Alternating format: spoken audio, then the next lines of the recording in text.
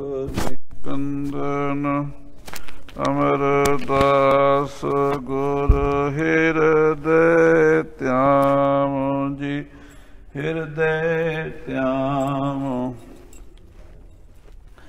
श्री गुरु रामदास गुण गावो। गुरु अर्जन विघ्नन के नासक विघ्नन के नासक हारे गोबिंद शुभ मत प्रकाश। श्री हर राय नमो कर जोरी नमो कर जोरी। श्री हर कृष्ण नाम बहोरी। तेग बहादुर परम कृपाला वाहिगुरु परम कृपाला। श्री गुरु गोबिंद सिंह विशाला। तरं तरा पारे पुन पुन सीह वाहिगुरु पुन पुन सीसा। बंदो बार बार जगदीश एक ओंकार सतगुरु तेह प्रसाद सच होए। वाहिगुरु जी की फतेह है विघ्न विनाशन सोए। कहाँ बुद्ध प्रभु तुच्छ हमारी वर्ण सके महिमा जो तिहारी। हम ना सकत कर सिफत तुम्हारी आप लिहो तुम कथा सुधारी। हम ना सकत कर सिफत तुम्हारी आप लिहो तुम कथा सुधारी। वाहिगुरु वाहिगुरु साहिब जियो। सुत मेरो बीमार है तुम टिक उपचारे।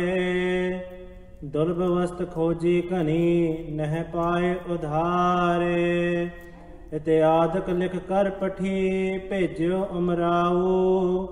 तूरण पंथ उलंघ कै कीरतपुर थाऊं। वाहिगुरु जी का खालसा वाहिगुरु जी की फतेह।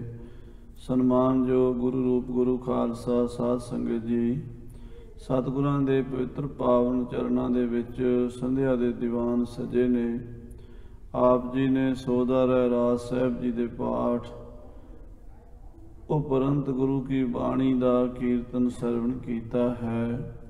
ਆਓ ਆਪਣੀਆਂ ਮਨ ਬਿਰਤੀਆਂ ਨੂੰ ਛੇਵੇਂ ਪਾਤਸ਼ਾਹ ਗੁਰੂ ਮਹਾਰਾਜ ਸਤਵੇਂ ਪਾਤਸ਼ਾਹ ਸਾਹਿਬ ਸ੍ਰੀ ਗੁਰੂ ਹਰਿਰਾਏ ਸਾਹਿਬ ਜੀ ਦੇ ਚਰਨਾਂ ਵਿੱਚ ਇਕਾਗਰ ਕਰੀਏ।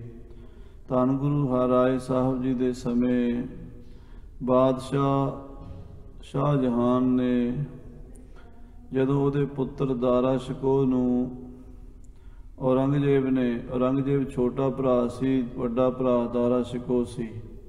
ਛੋਟੇ ਭਾਈ ਨੇ ਵੱਡੇ ਭਰਾ ਨੂੰ ਮਾਰਨ ਵਾਸਤੇ ਸ਼ੇਰ ਦੀ ਮੁੱਛ ਦੇ ਵਾਲ ਚਾਵਲਾਂ 'ਚ ਕੁਤਰਾ ਕਰਕੇ ਪਾ ਦਿੱਤੇ, ਖਵਾ ਦਿੱਤੇ।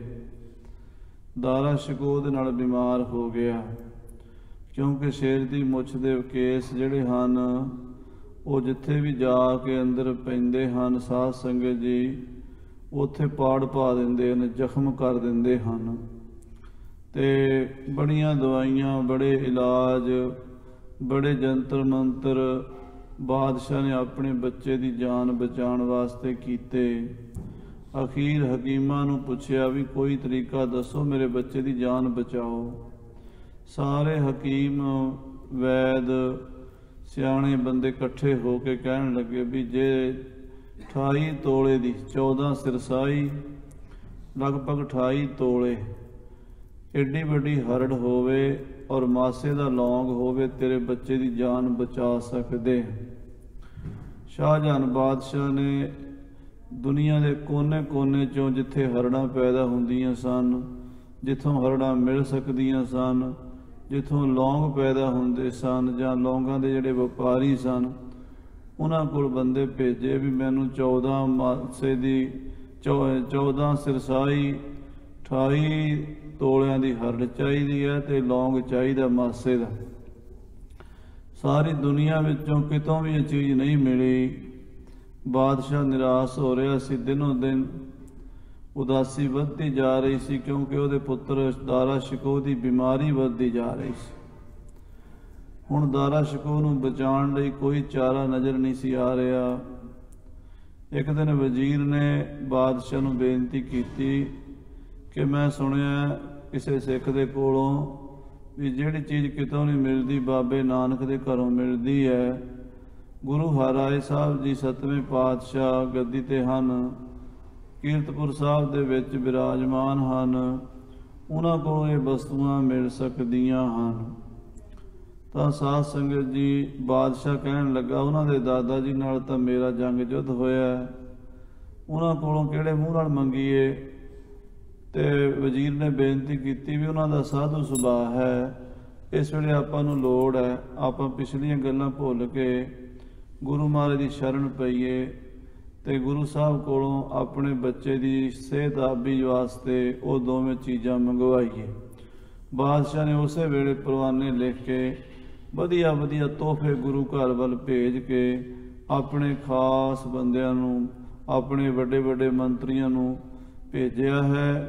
ਇਹ ਬੇਨਤੀ ਗੁਰੂ ਸਾਹਿਬਾਂ ਦੇ ਚਰਨਾਂ 'ਚ ਕਿਸ ਤਰ੍ਹਾਂ ਕਰ ਰਹੇ ਨੇ ਬਾਦਸ਼ਾਹ ਵੱਲੋਂ, ਆਓ ਸੁਣੀਏ। ਪਿਆਰ ਨਾਲ ਆਖੋ ਸਤਿਨਾਮ ਸ੍ਰੀ ਵਾਹਿਗੁਰੂ ਸਾਹਿਬ ਜੀ। ਸਤਿਨਾਮ ਸ੍ਰੀ ਵਾਹਿਗੁਰੂ ਸਾਹਿਬ ਜੀ। ਸੁਤ ਮੇਰੋ ਬੀਮਾਰ ਹੈ ਤੁਮ ਟਿਕ ਉਪਚਾਰੇ। ਬਾਦਸ਼ਾਹ ਲਿਖ ਰਿਹਾ ਹੈ, ਗੁਰੂ ਹਰਿਰਾਏ ਸਾਹਿਬ ਸੱਚੇ ਪਾਤਸ਼ਾਹ ਜੀ, ਮੇਰਾ ਵੱਡਾ ਪੁੱਤਰ ਦਾਰਾ ਸ਼ਿਕੋਹ ਬਿਮਾਰ ਹੈ ਤੇ ਮੇਰੇ ਬੱਚੇ ਦਾ ਇਲਾਜ ਤੁਹਾਡੇ ਕੋਲ ਹੈ। ਦੁਰਲਭ ਵਸਤ ਖੋਜੀ ਕਨੀ ਨਹਿ ਪਾਏ ਉਧਾਰੇ। ਇਹ ਜਿਹੜੀਆਂ ਦੋ ਚੀਜ਼ਾਂ ਵੈਦਾਂ ਹਕੀਮਾਂ ਨੂੰ ਚਾਹੀਦੀਆਂ ਨੇ ਬੱਚੇ ਦੀ ਸਿਹਤ ਬਚਾਉਣ ਵਾਸਤੇ, 14 ਸਿਰਸਾਈ ਦੀ 28 ਤੋਲੇ ਦੀ ਹਰੜ ਚਾਹੀਦੀ ਹੈ, ਔਰ ਇੱਕ ਮਾਸੇ ਦਾ ਲੌਂਗ ਚਾਹੀਦਾ ਹੈ। ਇਹ ਜਿਹੜੀਆਂ ਦੋ ਚੀਜ਼ਾਂ ਹਨ, ਬੜੀ ਖੋਜੀਆਂ, ਬਹੁਤ ਭਾਲ ਕੀਤੀ, ਸਾਨੂੰ ਮਿਲੀਆਂ ਨਹੀਂ ਕਿਤੋਂ ਵੀ। ਇਤਿਆਦਿਕ ਲਿਖ ਕਰ ਪਠੇ ਭਜਿਓ ਉਪਮਾਰਾਓ। ਕਹਿੰਦੇ ਇਸ ਤਰ੍ਹਾਂ ਲਿਖ ਕੇ ਬਾਦਸ਼ਾਹ ਨੇ ਆਪਣੇ ਉਮਰਾਵਾਂ ਨੂੰ ਪਰਵਾਨਾ ਦੇ ਕੇ ਤੇ ਵਧੀਆ ਵਧੀਆ ਤੋਹਫੇ, ਚੰਗੇ ਘੋੜੇ, ਚੰਗੇ ਸ਼ਸਤਰ, ਚੰਗੇ ਵਧੀਆ ਵਧੀਆ ਸੋਨੇ ਚਾਂਦੀ ਦੇ ਬਰਤਨ, ਤਸਤਰੀਆਂ ਆਦਿਕ ਦੇ ਕੇ ਭੇਜਿਆ ਹੈ। ਤੂਰਨ ਪੰਥ ਉਲੰਘ ਕੈ ਕੀਰਤਪੁਰ ਥਾਉ। ਬਾਦਸ਼ਾਹ ਦੇ ਇਹ ਬੰਦੇ ਬਾਦਸ਼ਾਹ ਦੀ ਚਿੱਠੀ ਲੈ ਕੇ ਸ੍ਰੀ ਕੀਰਤਪੁਰ ਸਾਹਿਬ ਆਏ ਹਨ। ਆਏ ਕਰਿਓ ਡੇਰਾ ਤਬਹਿ ਨਿਸਪੁਰੀ ਬਿਤਾਈ। ਸ਼ਾਮ ਦੇ ਟਾਈਮ ਪਹੁੰਚੇ, ਹਨੇਰੇ ਪਏ, ਇਸ ਕਰਕੇ ਆਉਂਦਿਆਂ ਇਹਨਾਂ ਨੇ ਤੰਬੂ ਲਾ ਲਏ, ਸ਼ਾਹੀ ਸਮਿਆਨੇ ਲੱਗ ਗਏ ਤੇ ਉਹਨਾਂ ਵਿੱਚ ਇਹ ਜਿਹੜੇ ਅਫਸਰ ਹਨ ਇਹਨਾਂ ਨੇ ਰਾਤ ਕੱਟੀ ਹੈ। ਦਿਨ ਅਗਲੇ ਲਾਗੀ ਸਭਾ ਗੁਰ ਬੀਚ ਸੁਹਾਈ। ਅਗਲੇ ਦਿਨ ਕੀਰਤਪੁਰ ਸਾਹਿਬ ਵਿੱਚ 7ਵੇਂ ਪਾਤਸ਼ਾਹ ਜੀ ਮਹਾਰਾਜ ਦਾ ਦਰਬਾਰ ਸਜਿਆ ਹੈ ਤੇ 7ਵੇਂ ਪਾਤਸ਼ਾਹ ਗੁਰੂ ਹਰਿਰਾਏ ਸਾਹਿਬ ਜੀ ਦੀਵਾਨ ਦੇ ਵਿੱਚ ਸੰਗਤਾਂ ਨੂੰ ਦਰਸ਼ਨ ਦੇ ਰਹੇ ਨੇ। ਆਏ ਕਰੀ ਪਦ ਬੰਦਨਾ ਦੀਨਸ ਪਰਵਾਨਾ। ਬਾਦਸ਼ਾਹ ਦੇ ਕਰਿੰਦਿਆਂ ਨੇ, ਬਾਦਸ਼ਾਹ ਦੇ ਪ੍ਰਧਾਨ ਮੰਤਰੀਆਂ ਨੇ ਆ ਕੇ ਗੁਰੂ 7ਵੇਂ ਪਾਤਸ਼ਾਹ ਦੇ ਚਰਨਾਂ 'ਚ ਮੱਥਾ ਟੇਕਿਆ। ਬਾਦਸ਼ਾਹ ਵੱਲੋਂ ਲਿਖੀ ਹੋਈ ਬੇਨਤੀ ਗੁਰੂ ਸਾਹਿਬ ਦੇ ਚਰਨਾਂ 'ਚ ਰੱਖ ਦਿੱਤੀ ਹੈ। ਕਰਿਓ ਸੁਨਾਵਨ ਸਕਲ ਪਠ ਗੁਰ ਕੇ ਅਗਵਾਨਾ। ਤੇ ਉਹ ਭਰੇ ਦਰਬਾਰ ਵਿੱਚ ਬਾਦਸ਼ਾਹ ਵੱਲੋਂ ਬੇਨਤੀ ਧੰਨ ਸ੍ਰੀ ਗੁਰੂ ਹਰਿਰਾਏ ਸਾਹਿਬ ਦੇ ਚਰਨਾਂ ਵਿੱਚ ਉੱਚੀ ਪੜ੍ਹ ਕੇ ਸੁਣਾਈ ਗਈ ਹੈ।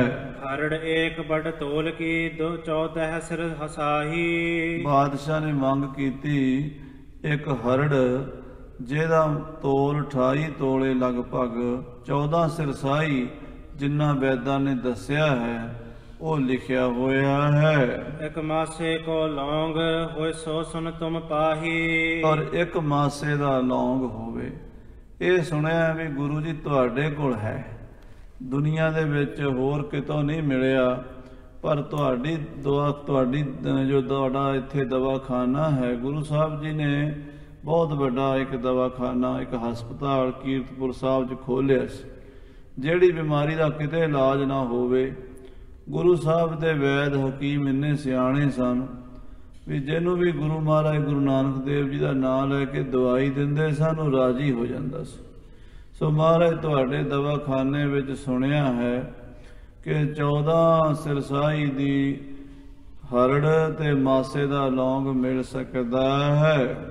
ਇਕ ਗਜ ਮੋਤੀ ਭੇਜਈ ਤਹ ਦੇਖਣ ਚਾਹੂ। ਇੱਕ ਹੋਰ ਇੱਛਾ ਹੈ, ਜੇ ਹੋਵੇ ਤਾਂ ਤੁਹਾਡੇ ਕੋਲ ਮੈਂ ਸੁਣਿਆ ਵੀ ਗਜ ਮੋਤੀ ਵੀ ਹੈ, ਉਹ ਮੈਂ ਦੇਖਣਾ ਚਾਹੁੰਦਾ। ਸੁਣਿਆ ਮੈਂ ਬਾਦਸ਼ਾਹ ਆ, ਮੇਰੇ ਕੋਲ ਲੱਖਾਂ ਹੀਰੇ ਮੋਤੀ ਹਨ, ਪਰ ਮਹਾਰਾਜ ਮੇਰੇ ਕੋਲ ਗਜ ਮੋਤੀ ਕੋਈ ਨਹੀਂ। ਗਜ ਮੋਤੀ ਸਾਧ ਸੰਗਤ ਜੀ ਹਾਥੀ ਦੇ ਸਿਰ ਵਿੱਚੋਂ ਨਿਕਲਦਾ ਹੈ।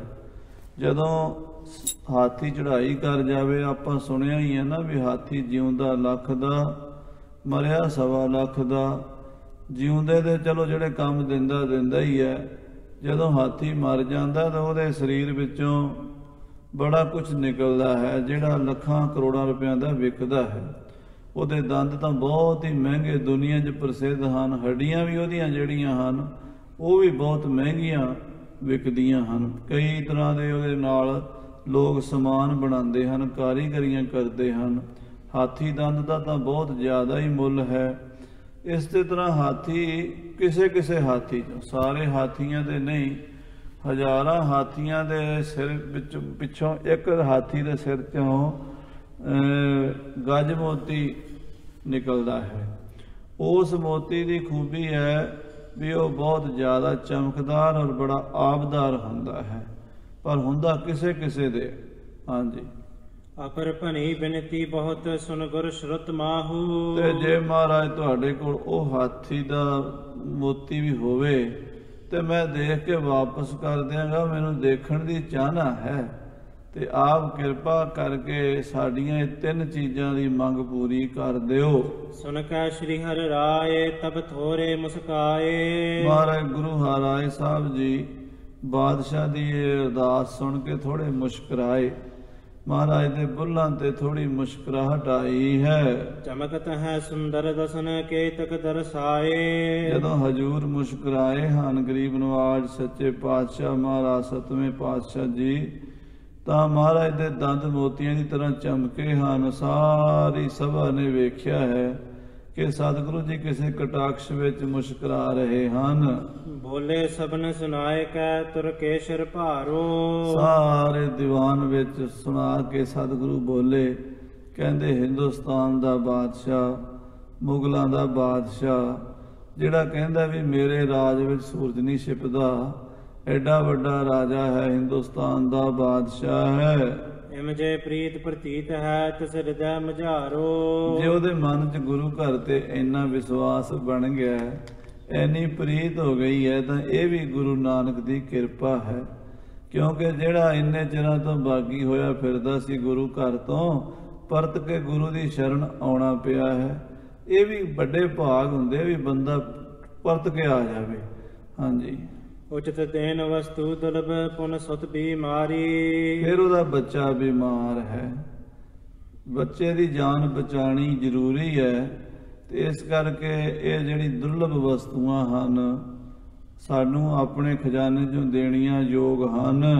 ਹੋਏ ਲਚਾਰ ਜਾਚਨ ਕਰੀ ਸ਼ਰਧਾ ਉਰ ਧਾਰੀ। ਬਾਦਸ਼ਾਹ ਨੇ ਬੜੀ ਬੇਵਸੀ ਵਿੱਚ ਬਹੁਤ ਲਾਚਾਰ ਹੋ ਕੇ ਇਹ ਚੀਜ਼ਾਂ ਮੰਗੀਆਂ ਨੇ, ਤੇ ਗੁਰੂ ਨਾਨਕ ਸਾਹਿਬ ਜੀ ਦਾ ਨਾਮ ਲਿਆ ਹੈ, ਸ਼ਰਧਾ ਰੱਖੀ ਹੈ ਵੀ ਮੇਰੇ ਵੱਡਿਆਂ ਤੇ ਬਾਬੇ ਨਾਨਕ ਨੇ ਕਿਰਪਾ ਕੀਤੀ ਸੀ। ਗੁਰੂ ਨਾਨਕ ਦੇਵ ਜੀ ਨੇ ਬਾਬਰ ਬਾਦਸ਼ਾਹ ਨੂੰ ਹਿੰਦੁਸਤਾਨ ਦਾ 7 ਪੁਸਤਾਂ ਦਾ ਰਾਜ ਬਖਸ਼ਿਆ ਸੀ। ਫਿਰ ਹਮਾਯੂੰ ਤੇ ਕਿਰਪਾ ਕੀਤੀ, ਫਿਰ ਅਕਬਰ ਤੇ ਕਿਰਪਾ ਕੀਤੀ ਗੁਰੂਆਂ ਨੇ। ਮੇਰੇ ਪਿਤਾ ਜਹਾਂਗੀਰ ਤੇ ਵੀ ਗੁਰੂ ਮਹਾਰਾਜ ਨੇ ਕਿਰਪਾ ਕੀਤੀ। ਮੇਰੇ ਕੋਲੋਂ ਜਿਹੜੀਆਂ ਗਲਤੀਆਂ ਹੋਈਆਂ ਨੇ ਲੋਕਾਂ ਦੇ ਆਖੇ ਲੱਗ ਕੇ, ਮੈਂ ਗੁਰੂ ਘਰ ਨਾਲ ਨਹੀਂ ਸੀ ਵਿਗਾੜਨੀ ਚਾਹੁੰਦਾ, ਪਰ ਚੁਗਲਖੋਰਾਂ ਨੇ ਗੁਰੂ ਸਾਹਿਬ 6ਵੇਂ ਪਾਤਸ਼ਾਹ ਗੁਰੂ ਹਰਗੋਬਿੰਦ ਸਾਹਿਬ ਔਰ ਮੇਰੇ ਵਿੱਚ ਵਿਰੋਧ ਪੈਦਾ ਕਰਕੇ ਲੜਾਈਆਂ ਕਰਵਾਈਆਂ, ਤੇ ਹੁਣ ਮੈਂ ਉਸ ਦਾ ਪਛਤਾਤਾਪ ਕਰਦਾ ਹਾਂ। ਜੋ ਪਿੱਛੇ ਬੀਤ ਗਈ ਹੈ ਸੋ ਬੀਤ ਗਈ ਹੈ। ਮਹਾਰਾਜ ਮੇਰੇ ਬੱਚੇ ਦੀ ਜਾਨ ਬਚਾ ਲਓ। ਇਹ ਗੱਲ ਸੁਣ ਕੇ ਸਤਿਗੁਰੂ ਕਹਿੰਦੇ ਆ ਵੀ ਉਹਨੇ ਆਪਣੇ ਹੁਣ ਪਿਛਲੇ ਗੁਨਾਹਾਂ ਦੀ ਮਾਫੀ ਵੀ ਮੰਗ ਲਈ ਹੈ। ਦਾਰਸ਼ ਕੋ ਸੋ ਭਰੋ ਹੈ ਪਰਮੇਸ਼ਰ ਪਿਆਰੋ। ਨਾਲੇ ਜਿਹੜੇ ਬੱਚੇ ਦੀ ਜਾਨ ਬਚਾਣੀ ਹੈ ਉਹ ਬੱਚਾ ਬੜਾ ਭਲਾ ਹੈ, ਬੜਾ ਨੇਕ ਇਨਸਾਨ ਹੈ। ਦਾਰਾ ਸ਼ਿਕੋ ਸਾਧੂ ਸੰਤਾਂ ਮਹਾਂਪੁਰਸ਼ਾਂ ਦਾ ਪ੍ਰੇਮੀ ਹੈ। ਸੰਤ ਸੰਗ ਅਭਿਲਾਖਤੋ ਪਰ ਹਰ ਬਿਕਰਾਰੋ। ਉਹ ਮਹਾਂਪੁਰਸ਼ਾਂ ਦਾ ਸੰਤਾਂ ਦਾ ਸੰਗੀ ਹੈ। ਜਿਹੜੇ ਵੀ ਫਕੀਰ ਸਾਧੂ ਮਿਲਦੇ, ਭਾਵੇਂ ਉਹ ਸੂਫੀ ਹੋਣ, ਭਾਵੇਂ ਹਿੰਦੂਆਂ ਦੇ ਸੰਨਿਆਸੀ ਬੈਰਾਗੀ ਜੋਗੀ ਹੋਣ, ਭਾਵੇਂ ਗੁਰੂ ਨਾਨਕ ਨੂੰ ਮੰਨਣ ਵਾਲੇ ਹੋਣ, ਕੋਈ ਵੀ ਸਾਧੂ ਹੈ ਉਹ ਸਾਰਿਆਂ ਨੂੰ ਮਿਲਦਾ ਹੈ। ਉਹਨੇ ਸਾਧ ਸੰਗਤ ਜੀ ਫਾਰਸੀ ਦੇ ਵਿੱਚ ਉਪਨਿਸ਼ਦਾਂ ਦਾ ਟੀਕਾ ਵੀ ਕਰਵਾਇਆ। ਪੁਰਾਤਨ ਜਿਹੜੇ ਗ੍ਰੰਥ ਸਨ ਉਹਨਾਂ ਦਾ ਉਲੱਥਾ ਕਰਵਾਇਆ, ਵੀ ਤਾਂ ਕਿ ਜਿਹੜੇ ਫਾਰਸੀ ਪੜ੍ਹੇ ਲੋਕ ਹਨ ਉਹ ਵੀ ਵੇਦਾਂ ਦੇ ਗਿਆਨ ਤੋਂ ਲਾਭ ਉਠਾ ਸਕਣ। ਉਹਦੀ ਸੋਚ ਐਸੀ ਸੀ, ਉਹ ਸਾਰਿਆਂ ਨਾਲ ਸਾਧੂ ਸੰਤਾਂ ਮਹਾਂਪੁਰਸ਼ਾਂ ਨਾਲ ਪ੍ਰੇਮ ਰੱਖਦਾ ਸੀ। ਆਪ ਵੀ ਸੂਫੀ ਖਿਆਲਾਂ ਦਾ ਸੀ। ਇੱਕ ਬਹੁਤ ਹੀ ਪਹੁੰਚੇ ਹੋਏ ਫਕੀਰ ਸਰਮੱਧ ਹੋਏ ਹਨ, ਜਿਨ੍ਹਾਂ ਦਾ ਸਾਧ ਸੰਗਤ ਜੀ ਦਿੱਲੀ ਦੇ ਵਿੱਚ ਜਾਮਾ ਮਸਜਿਦ ਜਿਹੜੀ ਹੈ, ਸ੍ਰੀ ਗੁਰਦੁਆਰਾ ਸੀਸਗੰਜ ਸਾਹਿਬ ਜੀ ਦੇ ਪਿਛਲੇ ਪਾਸੇ ਜਾਈਏ ਨਾ, ਤੇ ਲਾਲ ਕਿਲ੍ਹੇ ਦੇ ਸਾਹਮਣੇ ਜੇ ਕਰਕੇ ਬਹੁਤ ਵੱਡੀ ਮਸਜਿਦ ਹੈ। ਉਹਦੇ ਸਾਹਮਣੇ ਉਸ ਮਹਾਂਪੁਰਸ਼ ਦਾ ਸ਼ਹੀਦ ਸਥਾਨ ਹੈ। ਔਰੰਗਜ਼ੇਬ ਨੇ ਉਸ ਨੂੰ ਵੀ ਸ਼ਹੀਦ ਕਰਾਇਆ ਸੀ, ਕਿਉਂਕਿ ਉਹ ਦਾਰਾ ਸ਼ਿਕੋ ਦਾ ਗੁਰੂ ਸੀ, ਦਾਰਾ ਸ਼ਿਕੋ ਦਾ ਮੁਰਸ਼ਿਦ ਸੀ, ਬਹੁਤ ਪਹੁੰਚਿਆ ਹੋਇਆ। ਅੱਗੇ ਚੱਲ ਕੇ ਉਹਦੀ ਕਥਾ ਆਵੇਗੀ। ਉਸ ਤਨ ਤੇ ਕੋਈ ਕੱਪੜਾ ਨਹੀਂ ਸੀ ਪਾਉਂਦਾ। ਅਰਮੀਨੀਆ ਉਹਦੇ ਇਲਾਕੇ 'ਚ ਪੈਦਾ ਹੋਇਆ ਤੇ ਘੁੰਮਦਾ ਘੁੰਮਦਾ ਘੁੰਮਦਾ ਹਿੰਦੁਸਤਾਨ ਆ ਗਿਆ। ਬਹੁਤ ਪਹੁੰਚੀ ਹੋਈ ਹਸਤੀ ਸੀ, ਰੱਬੀ ਰੰਗਾਂ ਵਿੱਚ ਰੰਗਿਆ ਹੋਇਆ। ਉਸ ਨੂੰ ਵੀ ਇਸ ਪਾਪੀ ਔਰੰਗੇ ਨੇ ਕਤਲ ਕਰਵਾਇਆ ਸੀਗਾ। ਦਾਰਾ ਸ਼ਿਕੋ ਉਹਦਾ ਚੇਲਾ ਸੀ। ਇਸ ਕਰਕੇ ਦਾਰਾ ਸ਼ਿਕੋ ਸੰਤਾਂ ਮਹਾਂਪੁਰਸ਼ਾਂ ਦਾ ਸੰਗੀ ਹੈ। ਮਹਾਰਾਜ ਕਹਿੰਦੇ ਉਹਦੀ ਜਾਨ ਬਚਾਣੀ ਚਾਹੀਦੀ ਹੈ। ਇਤੇ ਕਾਰਨ ਜਾਣ ਕੈ ਤੀਨੋਂ ਮੰਗਵਾਏ। ਇਹ ਸਾਰੇ ਕਾਰਨ ਜਾਣ ਕਰਕੇ ਗੁਰੂ ਸਾਹਿਬ ਜੀ ਨੇ ਤਿੰਨੇ ਚੀਜ਼ਾਂ ਖਜ਼ਾਨੇ ਚੋਂ ਮੰਗਵਾ ਲਈਆਂ। ਪੋਸ਼ਪ ਕੋ ਆਗਿਆ ਕਰੀ ਆਨੋ ਇਸ ਥਾਏ। ਆਪਣੇ ਖਜ਼ਾਨਚੀ ਨੂੰ ਤੋਸ਼ੇਖਾਨੇ ਦੇ ਜਿਹੜੇ ਸੇਵਾਦਾਰ ਸਨ ਉਹਨਾਂ ਨੂੰ ਹੁਕਮ ਦਿੱਤਾ, ਜਾਓ ਖਜ਼ਾਨਚੀ ਜੀ ਖਜ਼ਾਨਾ ਖੋਲੋ, ਖਜ਼ਾਨੇ ਦੇ ਵਿੱਚੋਂ ਤਿੰਨੇ ਚੀਜ਼ਾਂ ਕੱਢ ਕੇ ਲਿਆਓ। ਸਗਰੀ ਸਭਾ ਦਿਖਾਈਏ ਤੋ ਲੋਹ ਪੁਨ ਦੀਜੈ। ਔਰ ਸਾਰੀ ਸਭਾ ਦੇ ਵਿੱਚ ਦਿਖਾ ਕੇ ਸਭ ਦੇ ਸਾਹਮਣੇ ਤੋਲ ਕੇ ਇਹਨਾਂ ਨੂੰ ਚੀਜ਼ ਦਿਓ, ਤਾਂ ਕਿ ਕੋਈ ਚੀਜ਼ ਘਟ ਨਾ ਜਾਵੇ। ਸ਼ਾਹਜਹਾਂ ਪਾਤਸ਼ਾਹ ਕੋ ਕਾਰਜ ਇਹ ਕੀਜੈ। ਮਹਾਰਾਜ ਕਹਿੰਦੇ ਹਿੰਦੁਸਤਾਨ ਦੇ ਬਾਦਸ਼ਾਹ ਸ਼ਾਹਜਹਾਂ ਦਾ ਇਹ ਕਾਰਜ ਹੈ, ਗੁਰੂ ਨਾਨਕ ਦੇ ਘਰ ਤੋਂ ਪੂਰਾ ਕਰੀਏ। ਜਾਇ ਨਿਕਾਸੀ ਕੋਸ਼ਪਤ ਆਨੀ ਗੁਰ ਪਾਹੀ। ਉਸੇ ਵੇਲੇ ਸਾਧ ਸੰਗਤ ਜੀ ਖਜ਼ਾਨਚੀ ਗਿਆ, ਤਿੰਨੇ ਚੀਜ਼ਾਂ ਕੱਢ ਕੇ ਲੈ ਆਇਆ ਤੇ ਗੁਰੂ ਸਾਹਿਬ ਦੇ ਚਰਨਾਂ 'ਚ ਹਾਜ਼ਰ ਕਰ ਦਿੱਤੀਆਂ। ਪੂਰਬ ਤੋਲੀ ਹਰੜ ਤਬ 14 ਸਿਰ ਸਾਹੀ। ਔਰ ਮਹਾਰਾਜ ਦੇ ਚਰਨਾਂ ਵਿੱਚ ਲਿਆ ਕੇ ਕੀ ਰੱਖਿਆ? 14 ਸਿਰ ਸਾਹੀ ਦੀ ਹਰੜ, 28 ਤੋਲੇ ਦੀ। ਆਮ ਤੌਰ ਤੇ ਹਰੜਾਂ ਆਪਾਂ ਦੇਖੀਆਂ ਹੀ ਨੇ, ਵੱਧ ਤੋਂ ਵੱਧ 1.5-2 ਤੋਲੇ ਦੀ ਹੁੰਦੀ ਹੈ। ਐਡੀ ਵੱਡੀ ਹਰੜ ਜਿਹੜੀ ਹੈ ਉਹ ਨਹੀਂ ਮਿਲਦੀ, ਕਿਤੋਂ ਵੀ ਨਹੀਂ ਮਿਲੀ, ਤਾਂ ਹੀ ਗੁਰੂ ਘਰ 'ਚ ਆਏ ਨੇ। ਪਰ ਜਦੋਂ ਗੁਰੂ ਸਾਹਿਬ ਜੀ ਮਹਾਰਾਜ ਨੇ ਆਪਣੇ ਖਜ਼ਾਨੇ ਦੀ ਹਰੜ ਤੋਲੀ ਹੈ, ਪੂਰੀ 14 ਸਿਰਸਾਈ 28 ਤੋਲੇ ਹੋਏ ਹਨ। ਪੂਰਨ ਮਾਸੇ ਕੋ ਪਇਓ ਸੋ ਲੌਂਗ ਵਿਸਾਲਾ। ਫਿਰ ਲੌਂਗ ਤੋਲਿਆ ਹੈ। ਛੋਟੀਆਂ ਤੱਕੜੀਆਂ ਹੁੰਦੀਆਂ ਜਿਹੜੀਆਂ ਸੋਨਾ ਤੋਲਣ ਵਾਸਤੇ ਵਰਤੀਆਂ ਜਾਂਦੀਆਂ, ਛੋਟੇ ਭਾਰ ਤੋਲੇ ਮਾਸੇ ਤੋਲਣ ਵਾਲੀਆਂ, ਉਹ ਫਿਰ ਸਾਧ ਸੰਗਤ ਜੀ ਉਹਨਾਂ ਨੇ ਮਹਾਰਾਜ ਸੱਚੇ ਪਾਤਸ਼ਾਹ ਜੀ ਨੇ ਆਪਣੇ ਸਾਹਮਣੇ ਲੌਂਗ ਵੀ ਤੋਲਿਆ, ਮਾਸੇ ਦਾ ਹੈ। ਮਨਹੁ ਪ੍ਰਥਮ ਹੀ ਤੋਲ ਕੈ ਲਾਗੇ ਤਰ ਡਾਲਾ। ਕਵੀ ਜੀ ਲਿਖਦੇ ਹੈ, ਮਾਨੋ ਕੁਦਰਤ ਨੇ, ਪ੍ਰਮਾਤਮਾ ਨੇ ਤੋਲ ਕੇ ਹੀ ਇਹਨਾਂ ਨੂੰ ਦਰਖਤਾਂ ਨਾਲ ਲਾਇਆ ਹੋਵੇ। 14 ਸਿਰਸਾਈ ਦੀ ਹਰੜ ਹੋਣੀ ਬੜੀ ਮੁਸ਼ਕਲ ਹੈ। ਕੁਦਰਤ ਦੇ ਕ੍ਰਿਸ਼ਮੇ ਹਨ, ਗੁਰੂ ਨਾਨਕ ਦੇ ਘਰੋਂ ਲੱਭ ਗਈ ਹੈ। ਮਾਸੇ ਦਾ ਲੌਂਗ ਨਹੀਂ ਮਿਲਦਾ, ਉਹ ਵੀ ਮਹਾਰਾਜ ਦੇ ਖਜ਼ਾਨੇ ਚੋਂ ਲੱਭਾ ਹੈ। ਤੋਲਿਆ ਤੇ ਪੂਰਾ ਹੀ ਉਤਰਿਆ ਹੈ। ਗਜ ਮੋਤੀ ਦਿਪ ਤਹਿ ਬਡੋ ਨਹਿ ਆਨ ਸਮਾਨਾ। ਤੇ ਗਜ ਮੋਤੀ ਹਾਥੀ ਦੇ ਸਿਰ ਚੋਂ ਨਿਕਲਿਆ ਹੋਇਆ ਮੋਤੀ ਸਿੱਖਾਂ ਨੇ ਭੇਟਾ ਕੀਤਾ ਹੈ, ਬਹੁਤ ਚਮਕਦਾ ਹੈ। ਜਿਹੜੇ ਦੂਜੇ ਮੋਤੀ ਹੁੰਦੇ ਨੇ ਉਹਨਾਂ ਦੀ ਆਬ ਤੇ ਇਸ ਮੋਤੀ ਦੀ ਆਬ 'ਚ ਬੜਾ ਜ਼ਮੀਨ ਅਸਮਾਨ ਦਾ ਫਰਕ ਹੈ। ਉਹਦੇ ਨਾਲੋਂ ਕਈ ਗੁਣਾ ਜ਼ਿਆਦਾ ਇਸ ਮੋਤੀ ਦੀ ਚਮਕ ਪੈਂਦੀ ਹੈ। ਬੂਜਨ ਹਿਤ ਸਭ ਸਭਾ ਨੇ ਇਮ ਬਾਕ ਬਖਾਨਾ। ਉਸ ਵੇਲੇ ਜਿੰਨੇ ਵੀ ਸਿੱਖ ਬੈਠੇ ਸੀ ਉਹ ਵੀ ਹੈਰਾਨ ਹੋ ਗਏ, ਕਿਉਂਕਿ ਉਹਨਾਂ ਨੂੰ ਕੀ ਪਤਾ ਵੀ ਗੁਰੂ ਦੇ ਖਜ਼ਾਨੇ 'ਚ ਕੀ ਕੁਝ ਹੈ। ਬੜਾ ਕੁਛ ਹੈ ਸਾਧ ਸੰਗਤ ਜੀ, ਸਾਨੂੰ ਗੁਰੂ ਦੇ ਖਜ਼ਾਨੇ ਦਾ ਅੰਤ ਨਹੀਂ ਆ ਸਕਦਾ। ਗੁਰੂ ਦੇ ਖਜ਼ਾਨੇ ਵਿੱਚ ਤਾਂ ਸਭ ਕੁਛ ਹੀ ਹੈ, ਸਭ ਕੁਛ ਹੈ। ਘਰ ਤਿਸਕੈ ਬਲਰਾਮ ਜੀਓ। ਮਹਾਰਾਜ ਸੱਚੇ ਪਾਤਸ਼ਾਹ ਦੇ ਖਜ਼ਾਨੇ ਅਖੁੱਟ ਭਰੇ ਹੋਏ ਨੇ, ਸਿਰਫ ਨਿਮਾਣੇ ਬਣ ਕੇ ਮਹਾਰਾਜ ਦੇ ਦਰ ਤੋਂ ਲੈ ਜਾ ਸਕਦੇ ਹਾਂ। ਸਿੱਖਾਂ ਨੇ ਹੱਥ ਜੋੜ ਕੇ ਪੁੱਛਿਆ, ਮਹਾਰਾਜ ਇਹ ਵਸਤੂਆਂ ਕੈਸੀਆਂ ਹਨ? ਸ੍ਰੀ ਗੁਰੂ ਜੀ ਗੁਣ ਇਨਹੁ ਕੇ ਕਹਿ ਬਾਕ ਸੁਨਾਵਹੁ। ਜੈ ਸ੍ਰੀ ਗੁਰੂ ਜੀ, ਸਤਿਗੁਰੂ ਸੱਚੇ ਪਾਤਸ਼ਾਹ ਜੀ ਮਹਾਰਾਜ ਕਿਰਪਾ ਕਰੋ, ਇਹਨਾਂ ਵਸਤੂਆਂ ਦੇ ਗੁਣ ਤਾਂ ਦੱਸੋ। ਇਹ ਜਿਹੜੀ ਏਡੀ ਵੱਡੀ ਹਰੜ ਹੈ ਇਹ ਕੀ ਕਰਦੀ ਹੈ? ਇਹ ਜਿਹੜਾ ਲੌਂਗ ਹੈ ਇਹ ਕੀ ਕਰਦਾ ਹੈ? ਵਸਤ ਅਮੋਲਕ ਅੰਧਪੁਤੰ ਸਭ ਬੀਚ ਬਤਾਵੋ। ਇਹ ਬੜੀ ਅਣਮੁੱਲੀ ਵਸਤੂ ਮਹਾਰਾਜ, ਜਿਹਨੂੰ ਬਾਦਸ਼ਾਹ ਵੀ ਤਰਸ ਰਿਹਾ ਹੈ।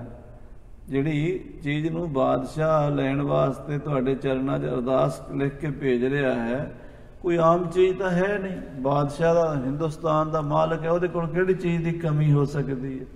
ਪਰ ਗੁਰੂ ਘਰ ਤੋਂ ਮੰਗ ਰਿਹਾ ਹੈ। ਇਹ ਦੋ ਚੀਜ਼ਾਂ ਦਾ ਮਹਾਰਾਜ ਕੋਈ ਖਾਸ ਗੁਣ ਹੈ? ਇਹ ਕਿਰਪਾ ਕਰਕੇ ਸਾਨੂੰ ਦੱਸੋ। ਸ੍ਰੀ ਸਤਿਗੁਰ ਗੁਣ ਤਿਨਹੁ ਕੇ ਵਿੱਚ ਸਭਾ ਬਖਾਨੇ। ਧੰਨ ਸਤਿਗੁਰੂ ਸੱਚੇ ਪਾਤਸ਼ਾਹ ਸਾਹਿਬ ਸ੍ਰੀ ਗੁਰੂ ਹਰਿਰਾਏ ਸਾਹਿਬ ਜੀ ਨੇ ਫਿਰ ਉਸ ਹਰੜ ਦੇ ਤੇ ਲੌਂਗ ਦੇ ਗੁਣ ਦੀਵਾਨ ਵਿੱਚ ਸੰਗਤਾਂ ਨੂੰ ਦੱਸੇ ਹਨ। ਉਦਰ ਰੋਗ ਜੇ ਤਕ ਅਹੈ ਨਰ ਕੀ ਛੁੱਧ ਜਹਾਨੇ। ਮਹਾਰਾਜ ਕਹਿੰਦੇ, ਦੇਖੋ ਭਾਈ, ਜਿਹੜੇ ਪੇਟ ਦੇ ਰੋਗ ਹਨ, ਪੇਟ ਦੀਆਂ ਬਿਮਾਰੀਆਂ ਹਨ, ਇਹ ਬੰਦੇ ਦੀ ਭੁੱਖ ਮਾਰ ਦਿੰਦੀਆਂ ਹਨ। ਕਿਉਂਕਿ ਅਸੀਂ ਜਿੰਨਾ ਵੀ ਇਨਸਾਨ ਜੀ ਰਿਹਾ ਹੈ ਉਹ ਭੋਜਨ ਦੇ ਆਸਰੇ ਤੇ ਜੀ ਰਿਹਾ ਹੈ। ਚੱਲੈ ਪਾਣੀ ਅੰਨ, 3.5 ਮਣ ਦੇਹੁਰੀ ਚੱਲੈ ਪਾਣੀ ਅੰਨ। ਇਹ ਸਾਡੀ 3.5 ਮਣ ਦੀ ਦੇਹ ਹੈ, ਪਾਣੀ ਨਾਲ ਤੇ ਅੰਨ ਨਾਲ ਚੱਲਦੀ ਹੈ। ਤੇ ਜੇ ਕੁਝ ਖਾਧਾ ਪੀਤਾ ਹਜਮ ਨਾ ਹੋਵੇ ਤਾਂ ਫਿਰ ਸਰੀਰ ਰੋਗੀ ਹੋ ਜਾਂਦਾ ਹੈ। ਸੋ ਪੇਟ ਦੇ ਵਿੱਚ ਰੋਗ ਪੈਦਾ ਹੋ ਜਾਵੇ, ਪਚਹਿ ਨਹੀਂ ਨਿਸਠੁਰ ਵਸਤ ਦੁਖ ਦੇਤ ਘਨੇਰਾ। ਫਿਰ ਇਹੋ ਜਿਹੀ ਬਿਮਾਰੀ ਹੋ ਜਾਂਦੀ ਅਪਚ ਦੀ ਕਿ ਕੋਈ ਵੀ ਕਠੋਰ ਚੀਜ਼, ਸਖਤ ਚੀਜ਼, ਭਾਰੀ ਚੀਜ਼ ਖਾਧੀ ਨਹੀਂ ਜਾ ਸਕਦੀ। ਜੇ ਖਾਈਏ ਤੇ ਹਜਮ ਨਹੀਂ ਹੁੰਦੀ, ਉਹ ਫਿਰ ਚੀਜ਼ ਜਿਹੜੀ ਹੈ ਪੇਟ 'ਚ ਦੁੱਖ ਦਿੰਦੀ ਹੈ, ਹਾਜ਼ਮਾ ਖਰਾਬ ਹੋ ਜਾਂਦਾ ਹੈ।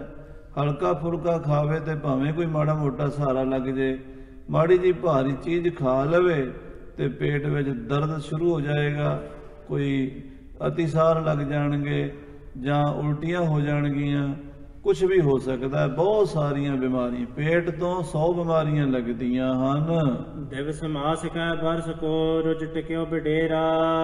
ਬਿਮਾਰੀ ਭਾਵੇਂ ਇੱਕ ਦਿਨ ਦੀ ਹੋਵੇ, ਭਾਵੇਂ ਇੱਕ ਮਹੀਨੇ ਦੀ ਹੋਵੇ, ਭਾਵੇਂ ਸਾਲ ਦੀ ਹੋਵੇ ਤੇ ਭਾਵੇਂ 10-15 ਸਾਲਾਂ ਦੀ ਪੁਰਾਣੀ ਬਿਮਾਰੀ ਹੋਵੇ। ਸੋ ਰੋਗੀ ਲੈ ਹਾਥ ਮੋਹ ਲਾਗਹਿ ਅਤਸਾਰਾ।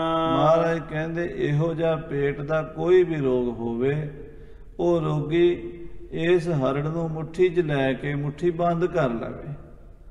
ਅੱਧੇ ਘੰਟੇ ਦੇ ਅੰਦਰ ਅੰਦਰ ਉਹਦੀਆਂ ਹੱਥ ਦੀਆਂ ਤਲੀਆਂ ਦੇ ਰਾਹੀਂ ਇਸ ਹਰੜ ਦਾ ਐਸਾ ਅਸਰ ਨਾੜਾਂ ਦੇ ਰਾਹੀਂ ਹੋਵੇਗਾ ਕਿ ਉਸ ਬੰਦੇ ਨੂੰ ਅੱਧੇ ਘੰਟੇ ਬਾਅਦ ਮਰੋੜ ਲੱਗ ਜਾਣਗੇ, ਜੁਲਾਬ ਲੱਗ ਜਾਣਗੇ, ਤੇ ਉਹਦਾ ਸਾਰਾ ਪੇਟ ਜਿਹੜਾ ਜੋ ਵੀ ਉਹਦੇ ਪੇਟ ਵਿੱਚ ਹੈ ਸਭ ਸਾਫ਼ ਹੋ ਜਾਏਗਾ।